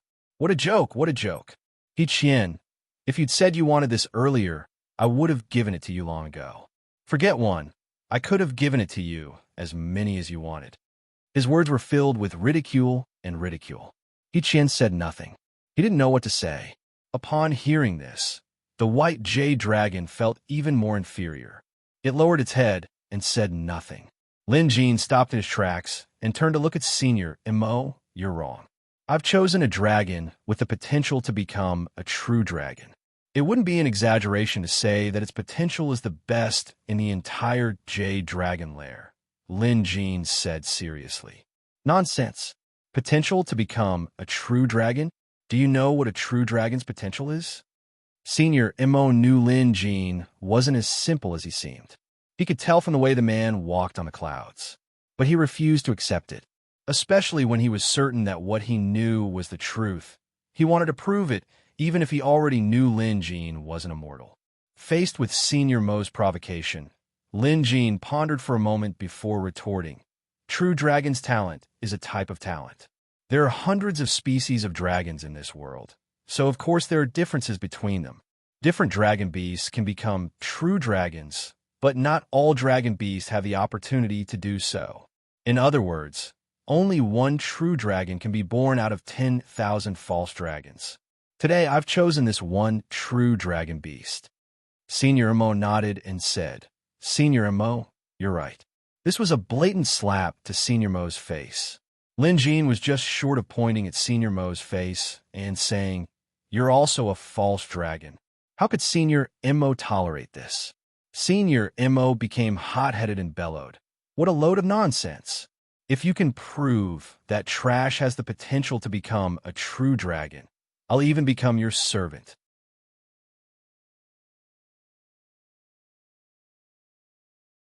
Chapter 401. Lin Jin probably didn't expect him to say something like this. After careful consideration, he shook his head. If you were my servant, you could be of some use, but it's a pity that you don't even know how to shape-shift. It would be inconvenient to bring you along. You're already old, and it's hard to prolong your life, so I won't take you with me even if you want to. But if you want proof, I can satisfy you. When he mentioned the transfiguration technique, Jade Dragon Mo's body was already trembling. When he heard the words, the beast's age is long, and it's not easy to prolong its life, Jade Dragon Mo's eyes almost popped out of their sockets. There was a hidden meaning behind these words. By saying that he didn't know how to shape-shift, he implied that Lin Jin did. By saying that it was hard to prolong his life, it didn't mean that it was impossible. In other words, Lin Jin had a way to prolong his life. After all, Senior Mo had been in the Jade Dragon lair for more than 200 years. Considering the age of a Jade Dragon, Senior Mo was considered quite old. In other words, Senior Mo was like an old man in his twilight years, with one foot in his coffin. The closer one was to death, the more one would fear it. Senior Mo was the same. As for shape-shifting, it was a spell that Senior Mo had been searching for a long time. While the Jade Dragon deity knew how to do it, he was extremely selfish and would never teach it to other Jade Dragons. In fact, the Jade Dragon tribe wasn't united at all. Senior Mo was only making a fuss today to vent his frustrations. It had nothing to do with avenging the Jade Dragon deity. Senior Mo wore a conflicted expression. He wanted to ask, but felt embarrassed. At that moment, Lin Jin said to Hiyu, I'll use a spell to fix this white Jade Dragon's flaws. I'll help you form a blood pact with it too. He was more than happy to oblige, so she nodded. She wanted to witness it too. In the next instant, Lin Jin shot out a few needles and pierced them into the white Jade Dragon's body. At the same time, he said, This white Jade Dragon seems to be damaged. Firstly, the quality of the jade is flawed with too many impurities. Secondly, the dragon horn is damaged and a corner is missing. But if the impurities are removed, it will become a white jade dragon. White jade is warm, and its main healing function is healing. In as little as a month, and as long as half a year, the dragon horn will grow back. As he spoke, Lin Jin summoned the dragon fire. Opening his mouth, a ball of flames ignited and engulfed the white jade dragon. Lin Jin had obviously added uncured flame to the fire, and the needles were protecting the dragon's heart so it wouldn't burn it to death. Instead, it would refine the dragon's body and burn away the impurities. Amidst the crowd's astonishment, the raging flames did not extinguish on their own. Instead, the raging flames swirled around the little white jade dragon, as if there was an invisible barrier covering the little white jade dragon. At the same time, the raging flames resembled a transparent pill furnace, burning and refining the little white jade dragon. What kind of divine power is this? The fingers of the eldest prince, He Huang, were trembling. He was really frightened at this time.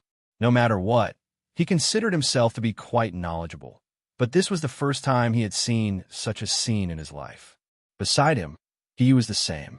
It was clear that both of them were excited. Both of them had the same thought. He had to think of a way to become Lin Jin's disciple. Perhaps this was one of the reasons why their father brought them here. However, His Majesty couldn't explain it, so they had to figure it out on their own. Now, they understood. If they could become Appraiser Lin's disciples, it would bring them endless benefits. And so, the two princes began rubbing their palms together, thinking about what they should say later.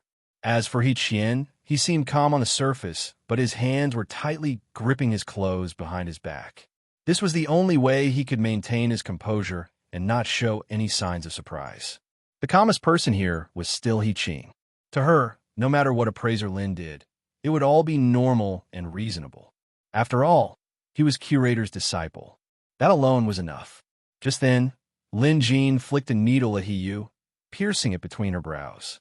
Then, with a drop of her blood, the needle flew into the flames and into the white jade dragon's body. It was a blood contract. It happened so quickly that Hiyu couldn't even react. The flames were supposed to be scorching hot.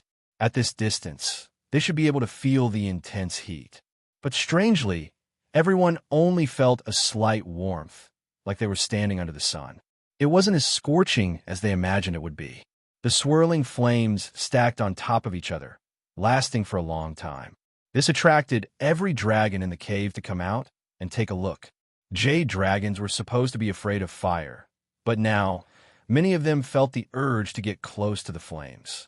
Some even had the urge to jump into the flames. It wasn't just the other dragons who felt this. Even Senior Mo felt it. Its emotions were complicated, but its stubbornness was beginning to crumble. Recalling Appraiser Lin's immortal-like ability to walk on clouds, as well as his incredible fire manipulation skills, Senior Mo was beginning to feel fear. Fear was replaced by respect. His attitude had changed so quickly that even Senior Dragon Mo himself didn't notice it. Visible to the naked eye, the white jade dragon within the flames began to change. As the flames continued to burn, impurities and filth were forced out, turning into black ashes. Right at that moment, one of the dragons with a mix of red and black colors could no longer hold it in. It swooped over and jumped into the fire like a moth to a flame. The next instant, as the flames burned, the red and black dragon let out a blood-curdling scream. Lin Jin saw it, but didn't move. He didn't stop it, nor did he say a word. It was as if he didn't care. Deep down, Lin Jin mused, this lizard-like dragon with thick limbs has guts. The other dragons were clearly attracted by my unrefined flames, but none of them dared to approach me. Firstly, they were afraid of the flames, and secondly, they were afraid of Lin Jin. But sometimes, opportunities were fleeting. If he seized it, he could change his fate. If he didn't, he might never get another chance in this lifetime. The flames continued to burn, but they were slowly weakening. The dragon that jumped in earlier screamed for a long time, thrashing about for a long time. Then, there was silence. Unaware of the situation, the outsiders assumed that the red and black dragon had been burned to death. Then, the flames gradually died down and were extinguished. The first thing they noticed was the white jade dragon. It was now completely different from the impurities it had been before. Like a piece of fine jade crafted by a top-notch craftsman, it exuded a terrifying aura that was eye-catching. It was hard not to notice. Its entire body was made of white jade, without a single blemish or stain. Its draconic aura was also several times stronger than before. Even its dragon eyes were not as timid as before. At this moment, it actually had a domineering aura, as if it could look down on all the draconic beasts in the Jade Dragon Cave, including Senior Mo. Whether it was good or bad, it was needless to say. As long as one wasn't blind, they could tell. Just as Lin Jin had said, he had used his flames to remove the white Jade Dragon's original flaws, allowing it to be reborn and possess the aura of a true dragon.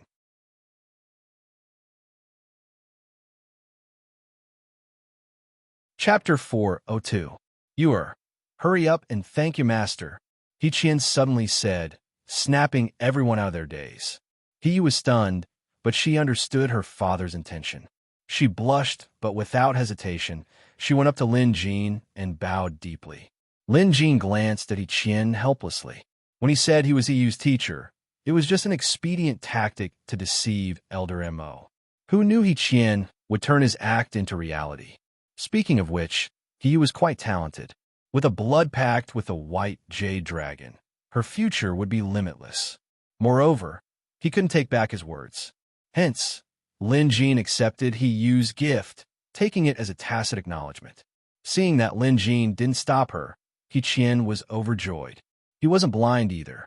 That white jade dragon's talent and potential were even stronger than his rank 4 jade dragon. Although it was harder to form a blood pact with a better pet beast, with Lin Jin around, it shouldn't be a problem. Unknowingly, Lin Jin had become an omnipotent existence in He Qian's eyes. Suddenly, a dragon's roar resounded. It was the red and black dragon that had mustered its courage and charged into the flames. It didn't die. Not only did it not die, but it also benefited greatly. It hadn't been in the flames for a long time. Although it hadn't truly been reborn, the benefits it received were considerable. The layer of black jade skin on its body was already hard and cracked. With a shake of its body, the black skin fell off, revealing a scarlet jade skin. The crimson jade dragon. This crimson jade looked like it was dyed in blood, a beautiful sight to behold. In addition, this dragon had an odd appearance. It looked more like a lizard with large forelimbs and a thick tail. Adept at crawling, it clearly relied on strength. You sure know how to seize opportunities. You're much stronger than your peers. Lin Jin quite liked this crimson jade dragon's personality. Go for it whenever you see an opportunity. Even if you weren't confident, you'd still give it a try. The benefits this crimson jade dragon received were only second to the white jade dragon. Its future achievements wouldn't be too shabby either. Your Majesty, we can go now, Lin Jin said to He Qian. The latter nodded, making a mental note of this crimson jade dragon. The next time the royal family wanted a blood pact, he would definitely choose it. The group headed out. The crimson jade dragon let out a deafening roar as if expressing its gratitude to Lin Jin. The other jade dragons prostrated themselves on the ground in fear. Only Senior Mo remained unaffected. However, Senior Dragon Mo no longer had the time to care about this. Right now, his heart was filled with mixed feelings. The pride of the dragon race was completely shattered at this moment. Seeing that Lin Jin was about to leave, Senior Mo's heart skipped a beat. It finally let go of its unwarranted sense of superiority. Perhaps it was inspired by the crimson jade dragon that dashed out without a care for its own safety when it saw an opportunity. Senior Mo suddenly spoke up. That's right. Appraiser Lin, wait a moment. Everyone was taken aback, but they stopped in their tracks and looked at Senior Mo. At that moment, Jade Mo Dragon crawled out from below. Upon closer inspection, it actually looked very similar to the Crimson Jade Dragon. They were both lizard dragons, but it was slightly larger in size. Appraiser Lin, please wait. I have a favor to ask of you. At that moment, Senior Mo finally understood that the person in front of it was a true expert.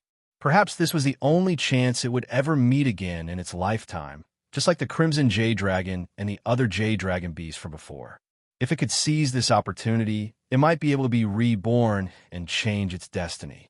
If it stubbornly held onto its own views or held onto its meaningless pride, it would miss out on this golden opportunity. At this crucial moment, the Crimson Jade Dragon inspired it. Senior Mo decided to let go of everything to pursue this opportunity that was of utmost importance to it.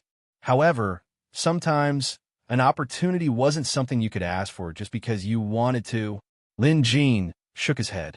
I don't have the time to listen to your request. Having said that, he strode out. He Qian had been staring at Senior Mo in shock. As the Emperor of Jade Dragon Kingdom, he was a frequent visitor to the Jade Dragon lair, so he had known Senior Mo for quite some time. To He Qian, Senior Mo was like a rock in the toilet, smelly and stubborn. There was no way it would lower its head. Moreover, He Qian's grandfather and father had told him about this before. Senior Mo was 200 years old, and its bad temper had persisted for the past 2 centuries. Today, the sun had risen from the west. Senior Mo was admitting defeat. It was rare, No, it had never been seen before. It was obvious that Senior M.O. was panicking. However, He-Chin wouldn't speak up for the dragon.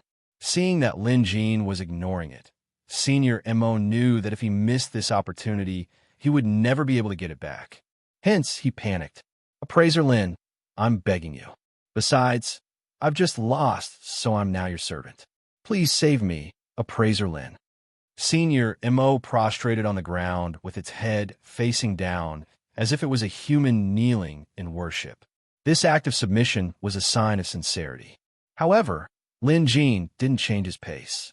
Without turning back, he said, I told you, I don't have the time to listen. I've been in the royal capital for quite some time now, so I should head back to Maple City as soon as possible. Having said that, Lin Jin ignored Senior M.O. and left. Even if the others wanted to say something, they gave up on that thought after seeing Lin Jin's determination. Who was to blame? Senior M.O. was the one who acted all high and mighty, arrogant, and looked down on others. Now that he knew how to lower his head and beg, it was too late. The two princes looked at the old dragon with pity, probably thinking that if they were Appraiser Lin, they would have taken this Senior M.O. dragon in as a servant. Everything else aside, this old dragon was strong and intimidating. It could hold its own no matter what kind of situation it was in. The few of them exited the Jade Dragon lair together, leaving Senior M.O. kneeling on the ground. Beside him, the Vermilion Dragon seemed to be itching to give a try. However, the Vermilion Dragon had its own intelligence. Although it did not possess the same cultivation level as Senior M.O., which allowed it to speak the human language after refining its hyoid bone, it was still capable of thinking. Although it wanted to follow that person, it didn't dare to. This was different from when it leaped into the flames like a moth to a flame. Out of respect, it suppressed that urge. He's really gone. At that moment, Senior M.O. crawled up from the ground. There was a look of disappointment in its huge eyes. It didn't want to hide in this dark Jade Dragon lair, but it had no other choice. Back in the day, it was a prodigy dragon of this Jade Dragon lair. It had long since refined its supernatural powers and left to explore the outside world. At first, it was a smooth journey, but later on, it met an enemy. Due to a grudge, they became enemies. Senior M.O. was no match for its opponent and was severely injured. In the end, it had to flee in a panic. Ever since then, it had never left the lair.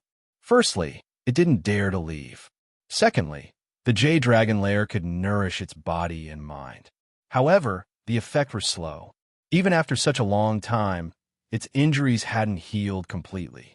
Every year, it would be tormented by its injuries, causing its temper to become increasingly erratic and violent. Sometimes, it couldn't even control itself, and today was no different. However, Senior M.O. wasn't muddle-headed. When it realized that it had met a true expert, it immediately changed its rebellious attitude because it had been inspired by the agate dragon. Whenever an opportunity presented itself, it had to seize it, even if it meant risking its life, even if its bones were crushed. However, it seemed like it was too late.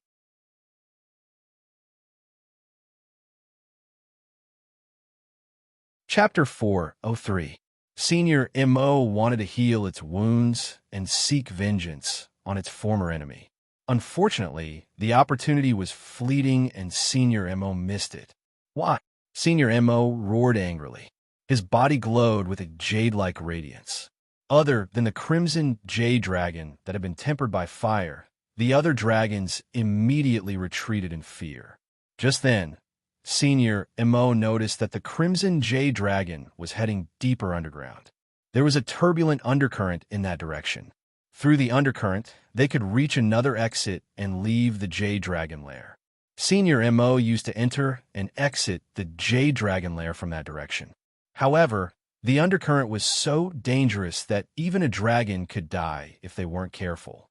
Not even their corpses could be recovered, because Senior M.O. knew what was lurking there. When he saw the Crimson Jade Dragon heading in that direction, he reacted immediately.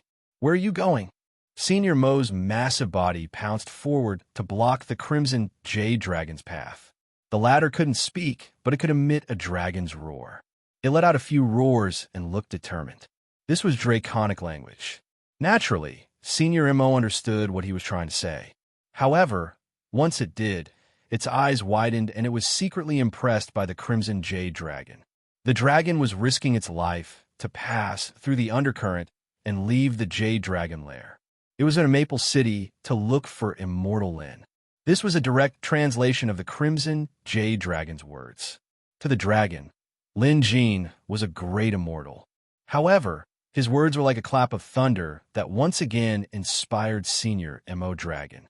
Moreover, Senior Mo was no fool. It pondered for a moment, and its dull eyes lit up once more. That's right. Why didn't I think of something that even the Crimson Jade Dragon could think of? Senior Mo's veins were twitching. The reason why the Crimson Jade Dragon was willing to risk its life to pass through the undercurrent was because it was the only way for dragons without blood contracts to leave the Jade Dragon lair. Only after forming a blood contract, like the White Jade Dragon, could they leave through that entrance. This was a contract signed between the He family's ancestor and the Jade Dragon deity. Every dragon in the Jade Dragon lair had to obey it or they would explode and die. Where's the Crimson Jade Dragon going? It said Maple City. Before appraiser Lin left, he had mentioned that he would be leaving the royal capital and returning to Maple City. It was simple and straightforward, but it was such a simple and direct thing that Senior Mo didn't notice. Come to think of it, appraiser Lin had said that he didn't have time to listen. It wasn't that he didn't want to listen, nor was it a rejection. Hence, when he said that he wanted to return to Maple City, it became a hint. How could I be so stupid? Jade Mo Old Dragon roared madly. It was cursing itself. It was cursing so happily and excitedly. That was because it discovered that the opportunity had not disappeared. It was just that it had not seen it before. Now that it had seen it, it would definitely not let it go. No matter what price he had to pay, he could not let go of this opportunity. Senior Mo made up his mind almost instantly. But it had another problem. In this Jade Dragon cave, there had to be a leader to manage the situation. The earliest leader was naturally the Jade Dragon deity. However, the Jade Dragon deity had left the Jade Dragon lair 200 years ago. At that time, the position of leader had been handed over to him. According to the rules of the Jade Dragon lair, if it wanted to leave, it had to appoint a new leader. This was a rule that had to be abided by. Dragons were most faithful to their contracts and rules. Once a rule was set, even if there was no external force to restrain it, they would still abide by it and carry it out. This was something that was engraved in their blood. Now, who in the Jade Dragon lair could take on the role of leader? Without any hesitation, Senior Mo turned to the Crimson Jade Dragon. Next, it was time for Senior Mo to use its silver tongue to trick the human. No, to trick the dragon. Little Crimson, I plan to hand over the position of leader to you. Don't say anything, listen to me, other than the position of leader. I have a supernatural ability to refine hyoid bones. Do you want to learn it? Once you learn it, you'll be able to speak. I also have a transformation skill that allows you to change your body shape. I can promise you that once I learn the transfiguration skill, I will teach it to you. Still not willing? I'll teach you the cultivation method that I've accumulated over the past 200 years. That should be enough, right? Let me tell you, you have to agree whether you want or not. With your meager skills, even if you manage to make it through the underground current, you'll still be surrounded by danger once you reach the outside world. You might even die before you find appraiser Lin. Listen to me and cultivate for a few more years. It'll be good for you. After a few hours of coaxing and pestering, Senior Mo finally managed to convince the Crimson Jade Dragon. After some instructions, the dragon was summoned for a leadership handover ceremony. Then, Senior Mo eagerly dived into the underground current. Meanwhile, Lin Jin was indeed planning to return to Maple City. After all, his business in the royal capital had been settled, so there was no point in staying here. There were still a lot of troublesome matters to deal with. The two princes who wanted to curry favor with Lin Jin were disappointed. However, they knew that there would still be opportunities in the future. If they were too impatient, they would only lose more than they gained. He Yu and He Qing were obviously reluctant to see Lin Jin leave. Emperor He Qian also tried to persuade Lin Jin to stay, even offering to transfer Lin Jin to the royal capital to take up the position of chief of headquarters. Lin Jin would never agree to that, so he rejected the offer. Now that the chief of headquarters was Appraiser Tan's son, Lin Jin wasn't willing to force him out. Moreover, he really didn't want to stay in the royal capital. Maple City was a much more comfortable place. Seeing that Lin Jin had made up his mind, He Qian didn't try to persuade him to stay. Come to think of it, He Qian had gained a lot from this trip. After agreeing to meet Curator next time, he had someone escort Lin Jin out of the palace. This time, it was the great eunuch Yao Sheng who was in charge. Appraiser Lin. Yao Sheng was extremely respectful toward Lin Jin. Although he didn't know what happened in the Jade Dragon lair, the observant Yao Sheng immediately noticed that both His Majesty and the two princes were treating Lin Jin with increasing respect. Since Lin Jin was his savior, this respect came from the bottom of his heart. Lin Jin nodded. I can walk on my own. There's no need for you to escort me, Eunuch Yao. Lin Jin was trying to save himself the trouble, but Yao Sheng quickly shook his head. That won't do. His Majesty wants me to escort Appraiser Lin back to headquarters. If I fail, I won't be able to face His Majesty. He had no choice but to let Yao Sheng escort him. Along the way, Lin Jin suddenly recalled something. Eunuch Yao, are you familiar with General Liu? Since he had nothing better to do, Lin Jin thought of Liu Bin, so he casually asked. Yao Sheng immediately answered with a smile. General Liu? Of course I'm familiar with him. He used to be the commander of the Royal Guards and the Flying Dragon Army. He's close to His Majesty as well. At this, Lin Jin approached him and whispered, Then, Eunuch Yao, have you heard of the Valley Master? At this, Yao Sheng's expression changed, and he shuddered. Appraiser Lin, where did you hear of this? Lin Jin had heard about the Herb Valley's Valley Master from Liu Bin, and it was related to He Yu's mother. Lin Jin treated it as gossip, but now that he was reminded of it, he decided to ask. However, judging by Yao Sheng's expression, the man clearly knew about this, but was clearly wary of it. Lin Jin was just curious, but he didn't really want to probe further. He just wanted to know what kind of place this Herb Valley was, what was so special about it, and if it was an ancient Taoist heritage. However, seeing how frightened Yao Sheng was, Lin Jin didn't press him further. Yao Sheng breathed a sigh of relief. After all, if Lin Jin kept asking, he wouldn't know whether to answer or not. At headquarters, Yao Sheng excused himself and left. Come to think of it, Lin Jin had to inform Appraiser Tan Sun and the others that he was coming to headquarters. After all, it wasn't right for him to leave without informing them.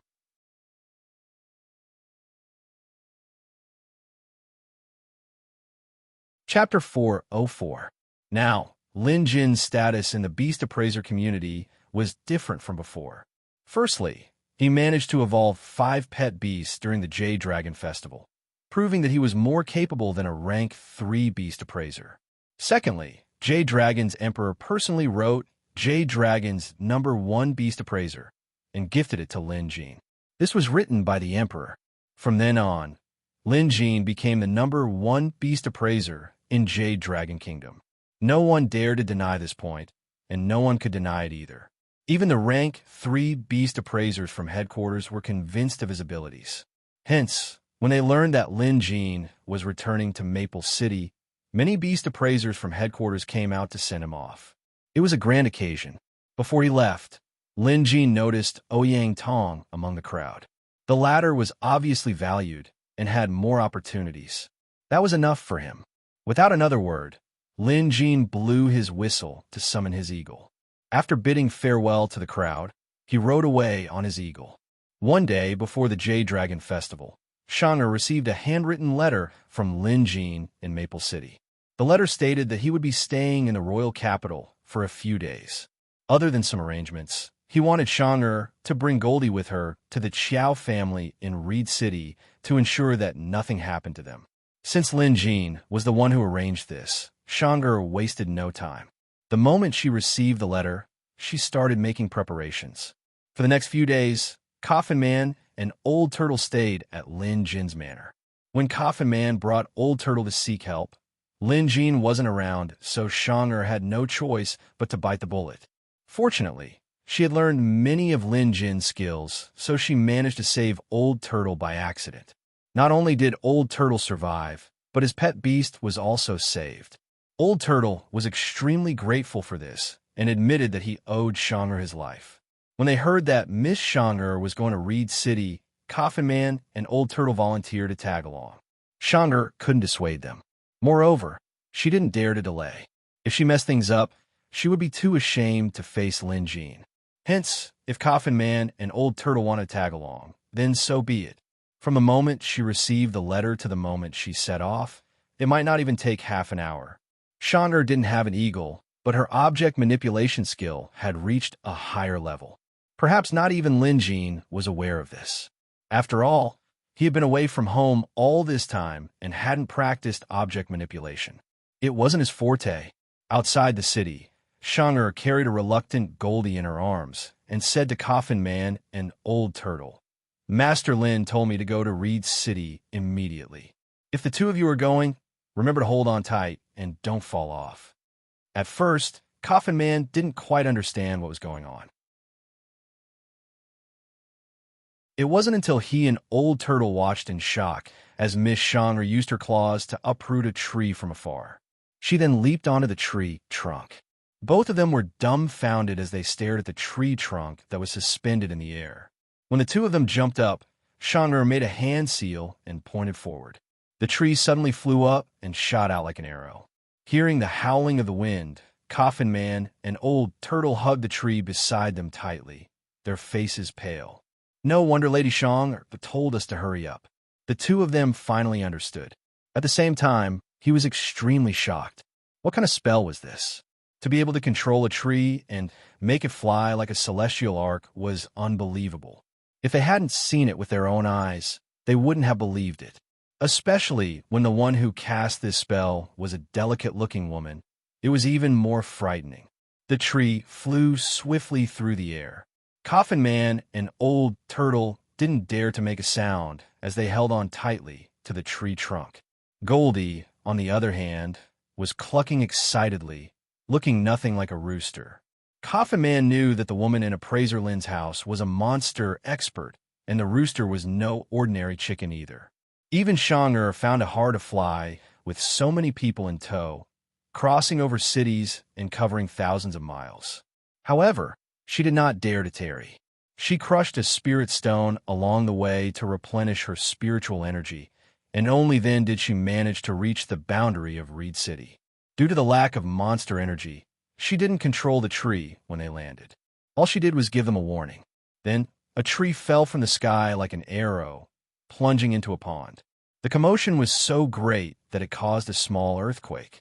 Half of the water in the pond splashed everywhere, as if a storm had just broken out. Coffin Man and Old Turtle landed separately, looking a little haggard. Shanger was more composed. After landing, she looked around and could already see the outline of Reed City in the distance. Xiao Feigong had been feeling uneasy. He had a feeling that something bad was about to happen. Fortunately, Appraiser Lin had left the white ape behind, so Xiao Feigong felt a sense of security. Speaking of the white ape, even someone as knowledgeable as Xiao Feigong was amazed. Inside the Xiao family's guest room, the furry white ape was sitting in a custom-made outfit, mimicking Lin Jin's posture as he munched on grapes. Grapes were a rare commodity in Reed City's territory. They were all shipped here from the grassy continent, and the Qiao family was only able to get their hands on them because of their business. Holding a bunch of freshly washed grapes in his hand, he could eat 7 to 8 of them in a single bite. Chewing on them, the juices bounced around in his mouth. It was a comfortable experience. This Qiao family is really nice. Not only do they make clothes for me, they even feed me. Should I try their wine tonight? At the thought of fine wine, White Ape's mouth watered. White Ape had been craving wine for a long time, but he had never dared to drink it. Master Lin didn't allow him to, saying that if he was mentally unstable, he would easily mess things up. White Ape didn't quite understand. He thought he was already very composed. Forget it. It won't be good if Master Lin finds out. Bear with it, bear with it. White Ape mumbled to himself. Calculating the time, Lin Jin had only been gone for less than a day. His influence was still lingering, so White Ape didn't dare to let loose too much. Just then, a voice came from the other side of the door. I saw a monstrous aura just now. Sure enough, there's a monster here. You monkey demon, you're the brightest star in the universe. How dare you come here to wreak havoc? Come out and face your punishment. The voice rumbled like thunder, frightening White Ape so much that he dropped the grapes in his hand. White Ape was enraged. He could tolerate other things, but this sudden act of intimidation was out of the question. Moreover, the word monkey demon didn't sit well with White Ape either. He looked outside to see a monk standing outside the yard. There weren't many temples in the Jade-Dragon Kingdom, so monks were a rarity. However, there were quite a few in the grassy continent. White Ape had retained his memories of his time there, so he could recognize this person as a monk. At the mention of monks, White Ape didn't have a good impression of them. When White Ape was young, his father, the leader of the ape tribe, was killed by a monk's iron staff. White Ape witnessed it with his own eyes, and it was an unforgettable memory. Before this, he didn't understand. But ever since he followed Master Lin and gained sentience, White Ape thought about it carefully. Perhaps the ape tribe had hunted down other people's livestock and killed the invading hunters. That was why they were killed. But if someone tried to kill you, should you just wait for death? White Ape had once asked Master Lin about this. Master Lin pondered for a long time, and White Ape remembered his words clearly. If there's an enemy in this world, there's no right or wrong.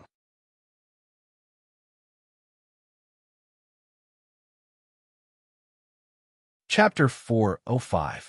White Ape pondered this question for a long time before he finally understood. At this moment, it stretched out its hand to pick up the scattered grapes on the ground. Only then did it step out of the courtyard. The monk in the yard was stern and beardless, yet he exuded an air of majesty and holiness. Wielding a demon-subduing pestle, he formed a lotus seal with one hand, and his furious eyes seemed to carry electricity. Dressed in monk's robes and clean shoes, he looked clean and untainted. Having followed Lin Jin around, White Ape had seen much of the world. One look, and he could tell this monk wasn't a simple character. The majestic aura emanating from him made White Ape feel uncomfortable. This monk wasn't as simple as he seemed, but White Ape wasn't one to be trifled with either. However, White Ape was now sensible, especially after learning etiquette from Lin Jin. After sizing up the monk, White Ape knew that he didn't come with good intentions, but still saluted. "Greetings, master." Polite and cultured. The monk was stunned. But having spent so many years subduing monsters, he had seen all kinds of cunning demons. He decided to take down this monkey demon first before deciding what to do next. The monk had always been like this. With a swipe of his hand, the wind howled and an intimidating aura surged toward White Ape. White Ape felt like a mountain was pressing down on him. This time, White Ape couldn't hold it in anymore. He had tried his best to control himself, but the other party didn't even listen to him and attacked. White Ape listened to Master Lin and didn't want to make enemies. But since the other party had forced his hand, there was nothing he could do. Roar! White Ape let out an angry roar. His demonic energy surged, and he swung his fist, forcing the other party to take a step back. Then, White Ape leaped out of the Chow Manor. Since he was going to attack, White Ape had to leave the Chow Manor or the family would be implicated. "Monster, you can't escape." The monk leaped up and gave chase. At the same time, he spoke in a thunderous voice, "I am Daluo Temple's Monk Jiyin. Today, I'm here to subdue a monster. Those who have nothing to do with this, leave immediately to avoid harming the innocent." His thunderous voice could be heard throughout Reed City. In an instant, everyone panicked. Even the elderly who had never encountered something like this before were so frightened that they hid in their homes. The Chow family was also in chaos. "What's going on?" "I don't know. A monk barged in just now and said there was demonic energy in our manor. He was so aggressive and fast that we couldn't stop him." "Quick, go and find old master." When Xiao Feigong came out, the White Ape and the monk were nowhere to be seen. It was obvious that they had left the city. Xiao Feigong was also scared out of his wits. Too many strange things had happened recently, and he hadn't been able to sleep well for the past few days. But now, he couldn't do anything. He could only send someone to inquire about the situation and wait at home for news. Xiao Feigong was puzzled as well. He had heard of the Daluo Temple before. It was located in the grassy continent, which was quite a distance away. Why would a monk come here? Suddenly, a fog appeared around them. Xiao Feigong knew something was wrong. Just as he was about to speak, his pet beasts and servants collapsed to the ground. Upon closer inspection, the people and beasts on the ground had all been hit by the crossbow bolts. This is bad. Xiao Feigong had a bad feeling about this. Just then a few beasts jumped down from the top of the wall and bit a few guards to death. Then, they surrounded Xiao Feigong and the rest of the Qiao family. Xiao Feigong, if you know what's good for you, hand over the Qiao family's heirloom immediately. Otherwise, no one in the Qiao family will be spared today. Live or die, it's your choice. A voice rang out from the fog, and everyone in the Qiao family immediately turned pale with fright. Xiao Feigong now knew why he had been feeling uneasy all day. Now that the white ape left behind by Appraiser Lin had been lured away by the monk, the Qiao family was powerless to fight back. Knowing that he couldn't protect his family heirloom today, Xiao Feigong sighed and said, "Let my family go. When I'm alone, I'll bring it back to you." The person in the fog gave it some thought before agreeing. Other than Xiao Feigong, the rest of the Qiao family was released. At the same time, 3 masked men walked out of the fog with murderous gazes. "Lord Xiao, you mustn't go back on your word. If you lie to us, you know what will happen to you," one of them said menacingly. One of them said ferociously. However, as he spoke, he also looked around as if he was afraid of something. Xiao Feigong thought about it, and guessed that they were afraid that the white ape would return. With this, Xiao Feigong was even more certain that the strange monk was lured here by these 3 men to deal with the white ape. However, there was nothing the Qiao family could do now. All they could do was bring the 3 men to their ancestral house and retrieve their family heirloom, the wooden token. To Xiao Feigong, although this item was left behind by his ancestor, it was useless. Moreover, because of this item, the Qiao family had always been targeted by thieves. Although they had Appraiser Lin's help, Xiao Feigong understood the situation. Appraiser Lin could help them for now, but not forever. Why not hand it over? At least they would be able to live in peace. However, Xiao Feigong was afraid that they would kill them after getting their hands on the token. So he said, "Listen up. Appraiser Lin will be back soon. Take the token and leave. But if you harm our family again, Appraiser Lin will avenge us." Xiao Feigong was certain that these 3 men were in cahoots with the thieves from before. Clearly, the thieves' accomplices were still in Reed City. They had been hiding until Appraiser Lin left, so they lured the white ape away and took the opportunity to strike. In other words, these people were afraid of Appraiser Lin. Hence, the survival of the Qiao family depended on how much these thieves feared Appraiser Lin. At this, fear flashed across the 3 thieves' eyes. They were indeed members of the Demonic Appraisal Association. Previously, they had been hiding in the city, so Lin Jin didn't manage to capture them all. Later, when they returned to 9 Crescent Lake's Turtle Island, they were horrified. The massive island had been split into 2, and no one on the island was spared. To them, Appraiser Lin was an existence that they couldn't afford to provoke. They had taken the risk out of desperation. If they managed to get their hands on the treasure, there was no need to kill anyone. At this thought, the 3 men nodded and agreed to Xiao Feigong's request. Only then did Xiao Feigong reluctantly hand the token over to them. After getting their hands on the token, the 3 thieves immediately left without killing anyone. Seeing that the thieves had left, Xiao Feigong slumped to the ground.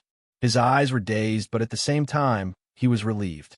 When the Qiao family returned in fear, Xiao Feigong bawled his eyes out when he saw that his family was safe and sound. It was a heart-wrenching cry. After handing over the family heirloom, Xiao Feigong felt that he had let his ancestors down. No matter how hard the Qiao family tried to persuade him, Xiao Feigong insisted on kneeling in front of the ancestral house and apologizing to his ancestors. Xiao Feigong's son, Xiao Xing, knelt behind him as well, his eyes filled with humiliation and anger. To the Qiao family's youngsters, Losing their family heirloom after being forced by thieves was a great humiliation. Xiao Feigong's second uncle knelt on the ground as well.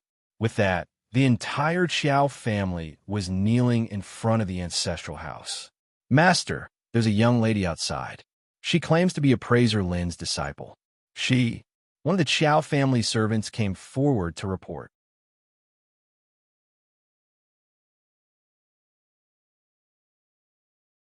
Chapter 406. It was mainly because appraiser Lin held a high position in the Qiao family that the servants were afraid of delaying the matter.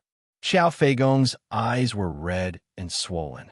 He had lost his composure and cried earlier because his family was fine and he felt guilty towards his ancestors. Now that he had vented his emotions, Qiao Feigong regained his composure when he heard the servant's report. Appraiser Lin left yesterday, but his disciple is here today. This means that he didn't delay anything. It's just that those thieves are cunning. Qiao Feigong still had a sense of balance. Moreover, since she was appraiser Lin's disciple, he couldn't afford to be rude. Thus, he got up, tidied his clothes, and led the Qiao family out to welcome them. Outside the Qiao manor, Shang'er, who looked like a fairy, was waiting at the door while Goldie basked in the sun. Behind Shang'er were Coffin Man and Old Turtle, who were both carrying a coffin on his back. At first, they only thought Shang'er was pretty. But after she saved Old Turtle, they thought she had the heart of a Buddha. But after rushing over here, they began to fear her. Everything else aside, if Shang'er were to use object manipulation to attack, Coffin Man and Old Turtle had rehearsed it carefully. They were no match for her at all. If appraiser Lin's disciple is this powerful, then just how powerful is appraiser Lin? Curator is appraiser Lin's master. Doesn't that make him an immortal?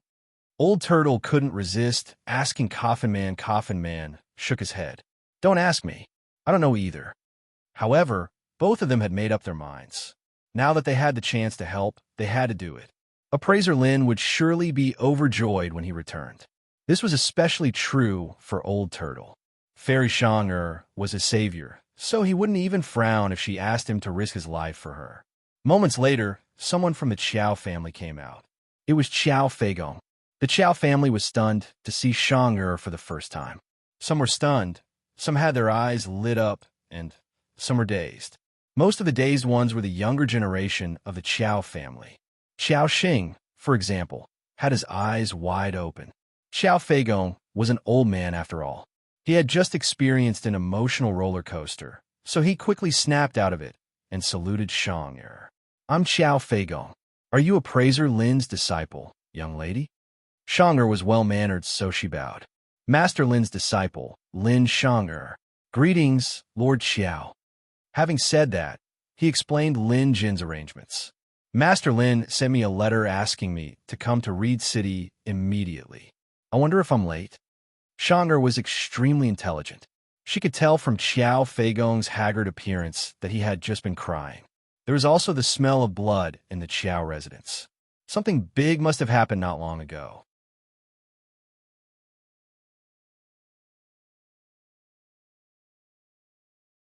Currently, thousands of feet above Reed City, Shang'er was hovering in the air, the ribbon around her waist fluttering in the wind.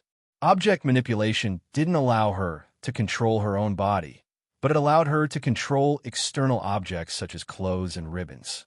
She was currently controlling the ribbon around her waist to keep it in the air. It was an incredible technique. Shang'er believed that after the three thieves snatched the treasure, they would leave the city as far as they could. Based on her calculations, even if they left now, they wouldn't be able to escape more than 50 miles away. However, because she didn't know where they were going, it would be almost impossible to catch up to them. Reed City was bordered on three sides by Jade Dragon Kingdom's territory. Only one side was connected to an intermediate country. Shang'er speculated that if the three thieves were wary of Master Lin, they wouldn't remain in Jade Dragon Kingdom.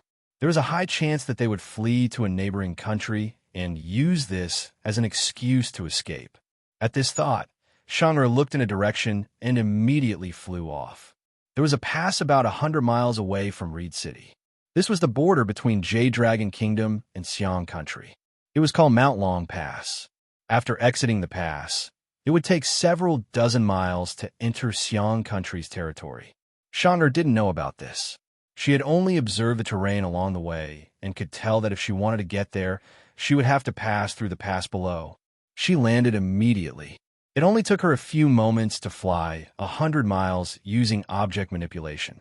Xiang'er was certain that if the three thieves wanted to escape Jade Dragon Kingdom, they would have to pass through this pass, and they couldn't possibly be faster than her. In that case, as long as she waited here, she could intercept the three thieves. Xiao Feigong had previously described their appearances. She couldn't see their faces clearly because they were all masked. However, their pet beasts had killed and devoured beasts before, so they must have a bloody aura. As long as she paid more attention, they wouldn't be able to get away with it. Long Mountain Pass was the border between the two countries. It was surrounded by undulating mountains, and the terrain was dangerous. If one wanted to cross the border, they could only pass through the pass. There were 500 soldiers guarding the pass, and because it was an important transportation route, there were many caravans coming and going. As time passed, it actually became a small city. There were also relay stations and guest houses in the center. There were all kinds of businesses, restaurants, ticket houses, and escort companies. Although it was small, it had all the essentials.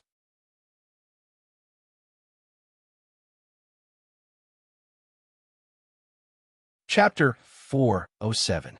The city of Mount Long Pass was bustling with activity. Merchants were the main traffic, but there were also people from the martial world. Taoists and other cultivators were a common sight as well. At this moment, in an inn in Guan City, several monks were meditating and chanting sutras in a room. Among them, an old monk with long ears, white eyebrows, and stern eyes held 108 Bodhi beads in his hands. Most of the beads glowed with spiritual light and seemed to be crystal clear. There seemed to be something swimming in them, and one could vaguely hear the roars of beasts, but no matter how carefully one listened, one could not hear anything. The old monk opened his eyes and asked, "Is Jean back?"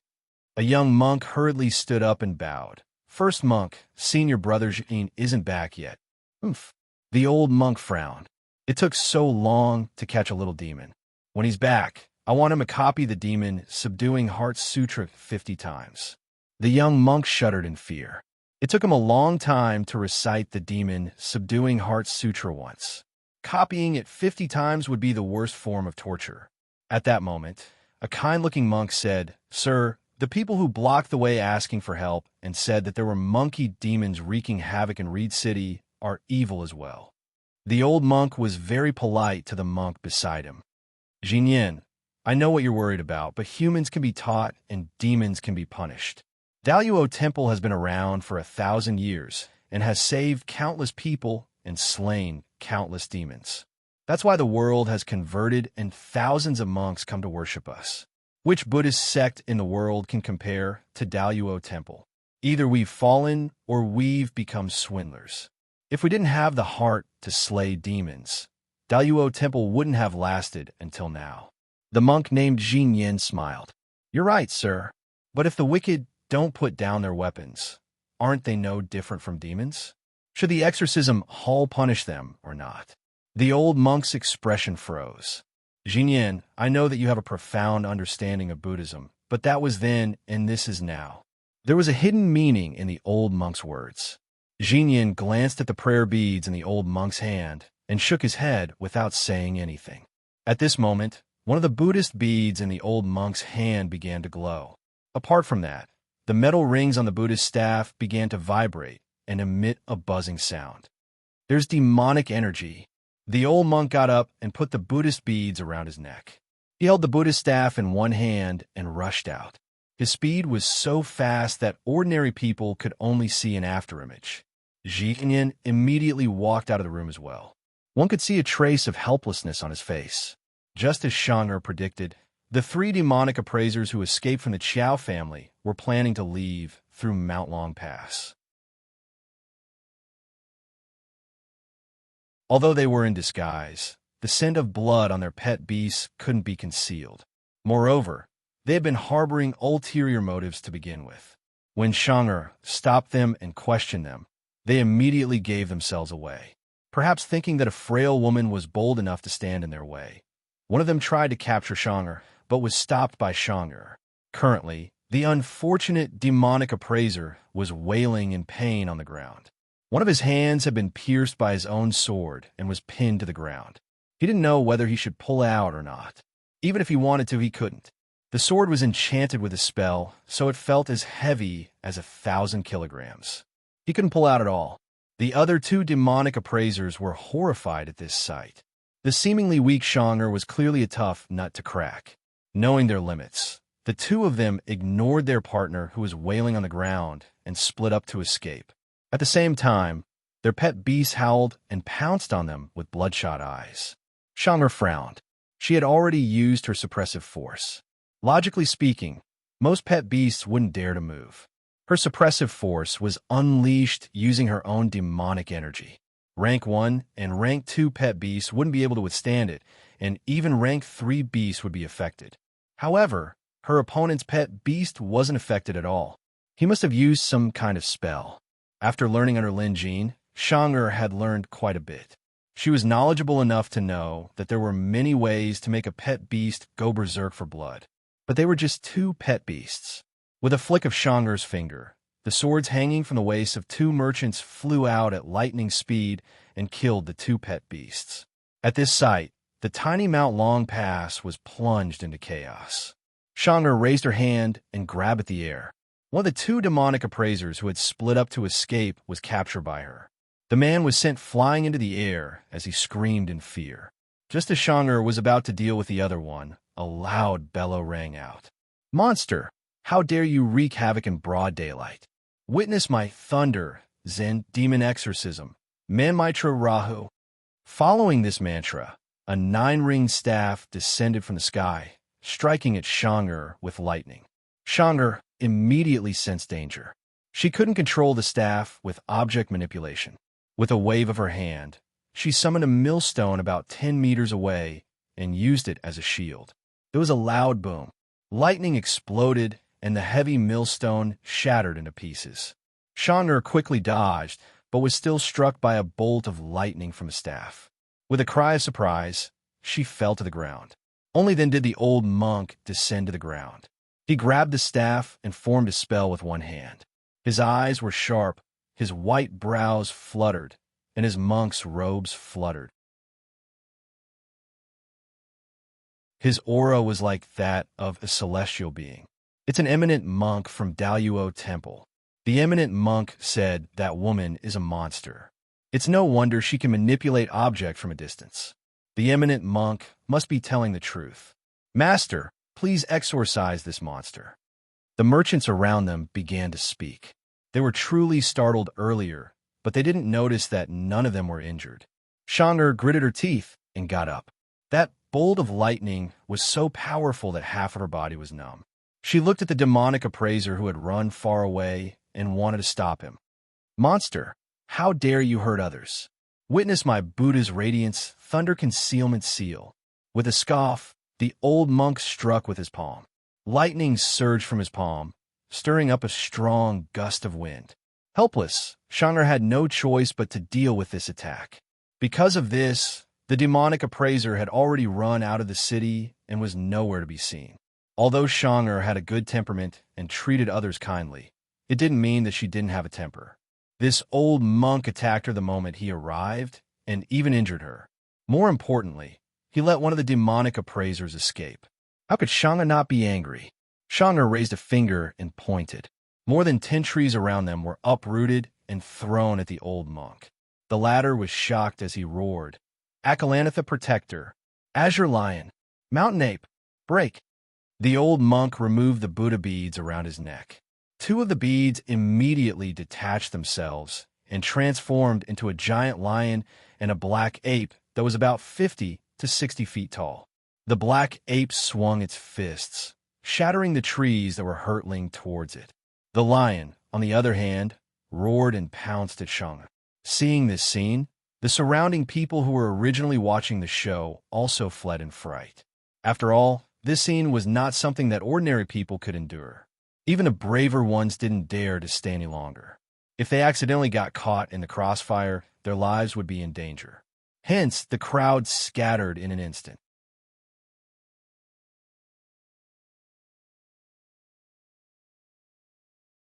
Chapter 408.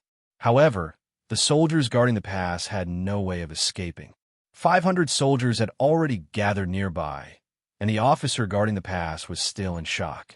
He immediately sent a messenger bird to the city lord's mansion of Reed City while waiting to see what would happen next. Shang'er was currently locked in combat with the wild lion. The wild lion was at least level 3, close to level 4. Although it was powerful, it was no match for Shang'er. A moment later, Shang'er took out dozens of swords and sabers that were scattered around her. She controlled them from all directions and stabbed the lion beast. However, when the swords and sabers entered its body, there was no blood. After that, the wild lion howled and turned into a cloud of mist. At the same time, one of the Buddha beads in the old monk's hand cracked open. Originally, it had been glowing brightly, but now, with the death of the wild lion, it had become dull and lifeless.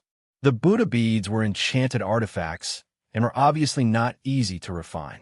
The old monk looked pained and his heart was bleeding. "Arrogant demon, I will definitely kill you today." With that, the old monk tossed the Buddha beads in his hand. 10,000 beasts convert. Buddha light illuminates the world. Prajna heavens. Mountain reverence command. As the Buddhist chants rippled, the glowing beads flew out of them. Some were tigers, some were peacocks, and some were even fox demons. There were dozens of them. These dozens of streams of light flew up and formed a Buddha light that floated above the old monk's head. Under the illumination of the Buddha light, the phantom of a 1,000-armed Buddha appeared. After that, the earth trembled and a powerful pressure smashed down on the old monk's head. It was as if an invisible mountain was falling down. Shang'er saw it clearly. The beads that flew out were all the spirit essences of demon beasts. None of them were lower than level 3. Some were even level 4 demon beasts. They were all gathered together and filled with the old monk's magic power. Even a random curse would be 100 times more powerful. Shang'er knew her own limits. Although she cultivated the Demon King incantation and was extremely powerful, the old monk was stronger. However, Shang'er couldn't retreat now. Everlasting black wind. Shang'er used all her techniques. Her eyes glowed with demonic light, and her demonic aura surged. Even when she got close, the demonic aura was like flames. Behind her, the image of a fox demon's tail swayed. One split into two, two split into 3. It seemed to have 3 demon tails. Black wind started to blow around them. The earth and rocks under their feet shattered and rose upwards, forming a barrier to block the old monk's spell. The next moment, the two collided. Rumble. The entire Mount Long Pass was directly collapsed, and the area within 100 feet collapsed.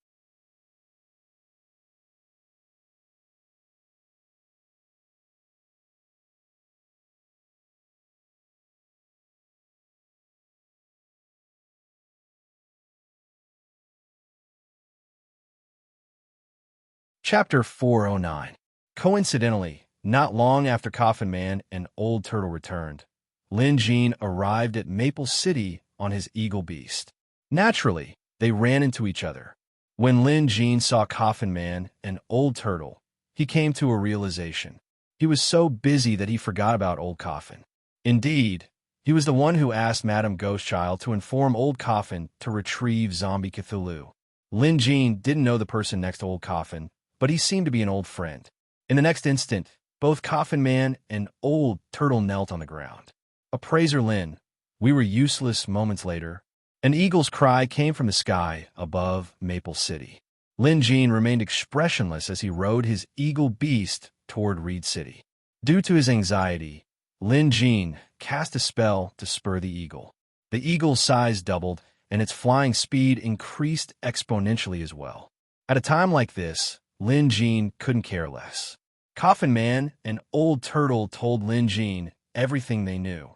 Lin Jean only knew that White Ape's whereabouts were unknown after his battle with Daluo Temple's monk. Shang'er was defeated in a battle with Daluo Temple's rector and was buried in Mount Long Pass. One could only imagine how Lin Jin felt when he heard this news. Lin Jin had a good temper, but the more amiable a person was, the more they wouldn't let it go after their sore spot was touched. Daluo Temple, if anything happens to Shang and White Ape, I, Lin Jin, will eradicate every last one of you. Lin Jin was enraged like never before. He was even angrier than when he was dealing with Yang Qingshi. Yang Qingshi didn't harm anyone close to Lin Jin after all. But this time, it was Shang and White Ape who Lin Jin acknowledged as his disciples. Enhanced by the spell, the eagle beast moved as fast as lightning. In less than half an hour, Lin Jin arrived at Reed City's territory. Lin Jin couldn't care less about anything else. He had the eagle land on the Qiao Manor and leaped into the mansion.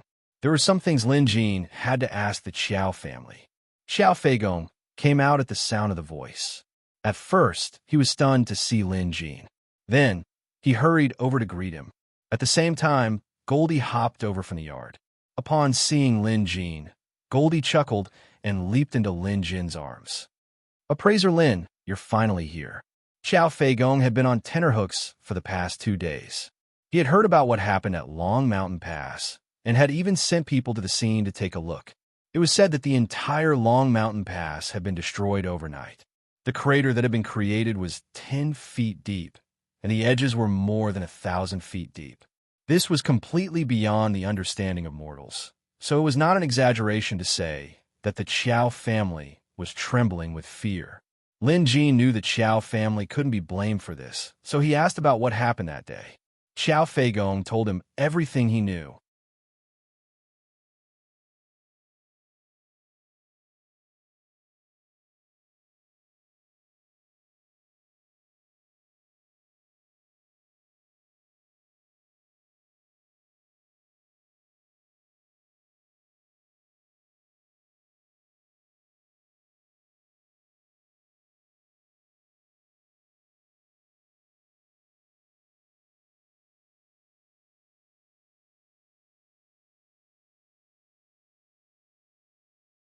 If they could establish a good relationship with Appraiser Lin, it would only be beneficial in the future.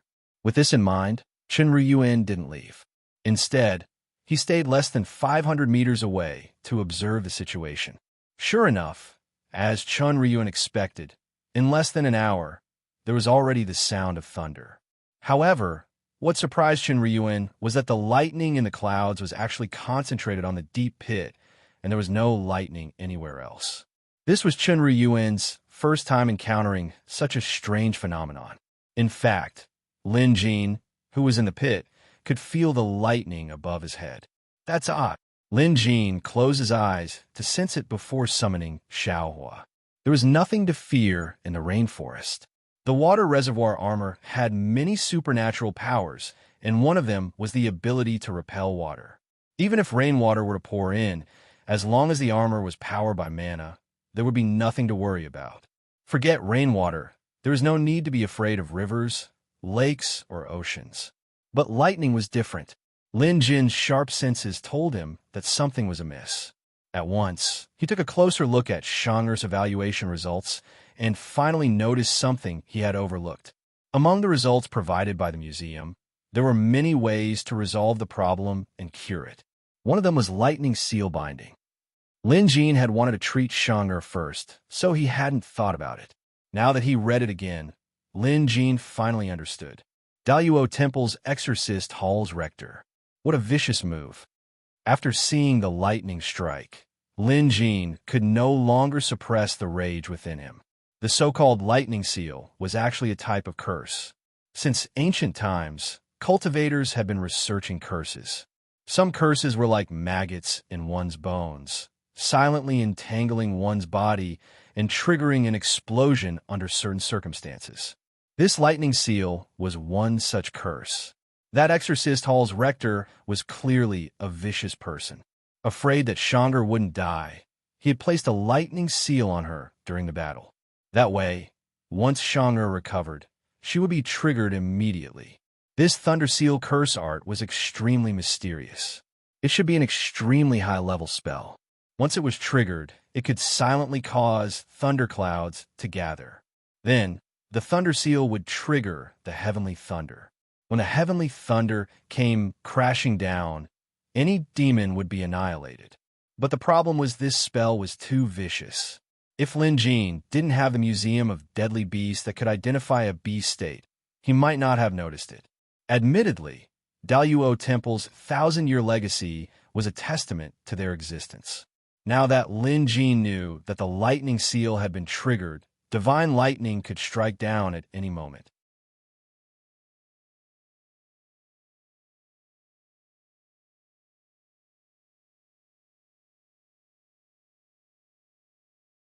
Xiaohua, Big Yellow, the two of you have strong physiques.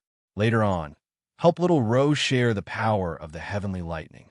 I will cast a spell and think of a way to disperse the heavenly lightning. Lin Jinha instructed. After all, Lin Jin wasn't sure how strong the divine lightning was. Hence, to be on the safe side, it was best to split the lightning. Lin Jin could only try his best.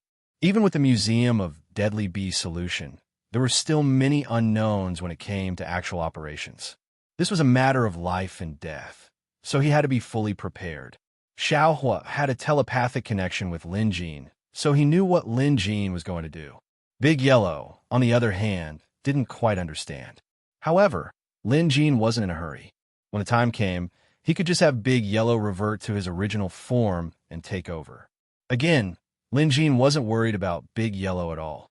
He had so many rare beasts by his side, and even Shang, and Xiaohua couldn't compare to Big Yellow in terms of talent. Once the Golden Crow's bloodline was activated, even a true dragon would have to kneel before it. Raising his hand, Lin Jin didn't just place a needle on Shang, Xiaohua, and Big Yellow's heads. He even placed one on his own head. Just then, there was a sudden clap of thunder outside. The dimly lit underground cave suddenly turned as bright as day. The light was so bright that it was blinding. Lin Jin reacted quickly and immediately cast a spell. Xiaohua transformed into his wolf form. Big Yellow's reaction was a beat slower, but Lin Jin couldn't be bothered to remind him. After all, Lin Jin trusted Big Yellow's potential. Even if he was struck by lightning, he should be fine. Lin Jin guided the lightning with his needles. In an instant, the bolt split into four and struck Lin Jin, Shang, Xiaohua, and Big Yellow. It wasn't an exaggeration to say that this was the first time Lin Jin had ever felt such pain in his life. The pain, the invisible tearing force, and the burning sensation that followed were enough to kill. Fortunately, Lin Jin was strong enough to open the visitation hall's door behind him just in time. Hence, while the lightning bolt hurt, it wasn't enough to kill Lin Jin. Of course, Lin Jin knew that most of the lightning bolts still landed on Shang. Fortunately, Shang had the water reservoir scale on her. With the lightning's power diverted, Shang wouldn't die. Enduring the lightning, Lin Jin gritted his teeth and performed a spell. He used the needles he left in Shang's body to open up her meridians. He was using a secret technique from the museum. Beside him, Xiaohua was also using his Dharma body. In his wolf form, he seemed to be able to withstand the lightning strike. Big Yellow, on the other hand, was caught off guard by the lightning. Big Yellow had never encountered something like this before. His first reaction was to flap his wings and flee.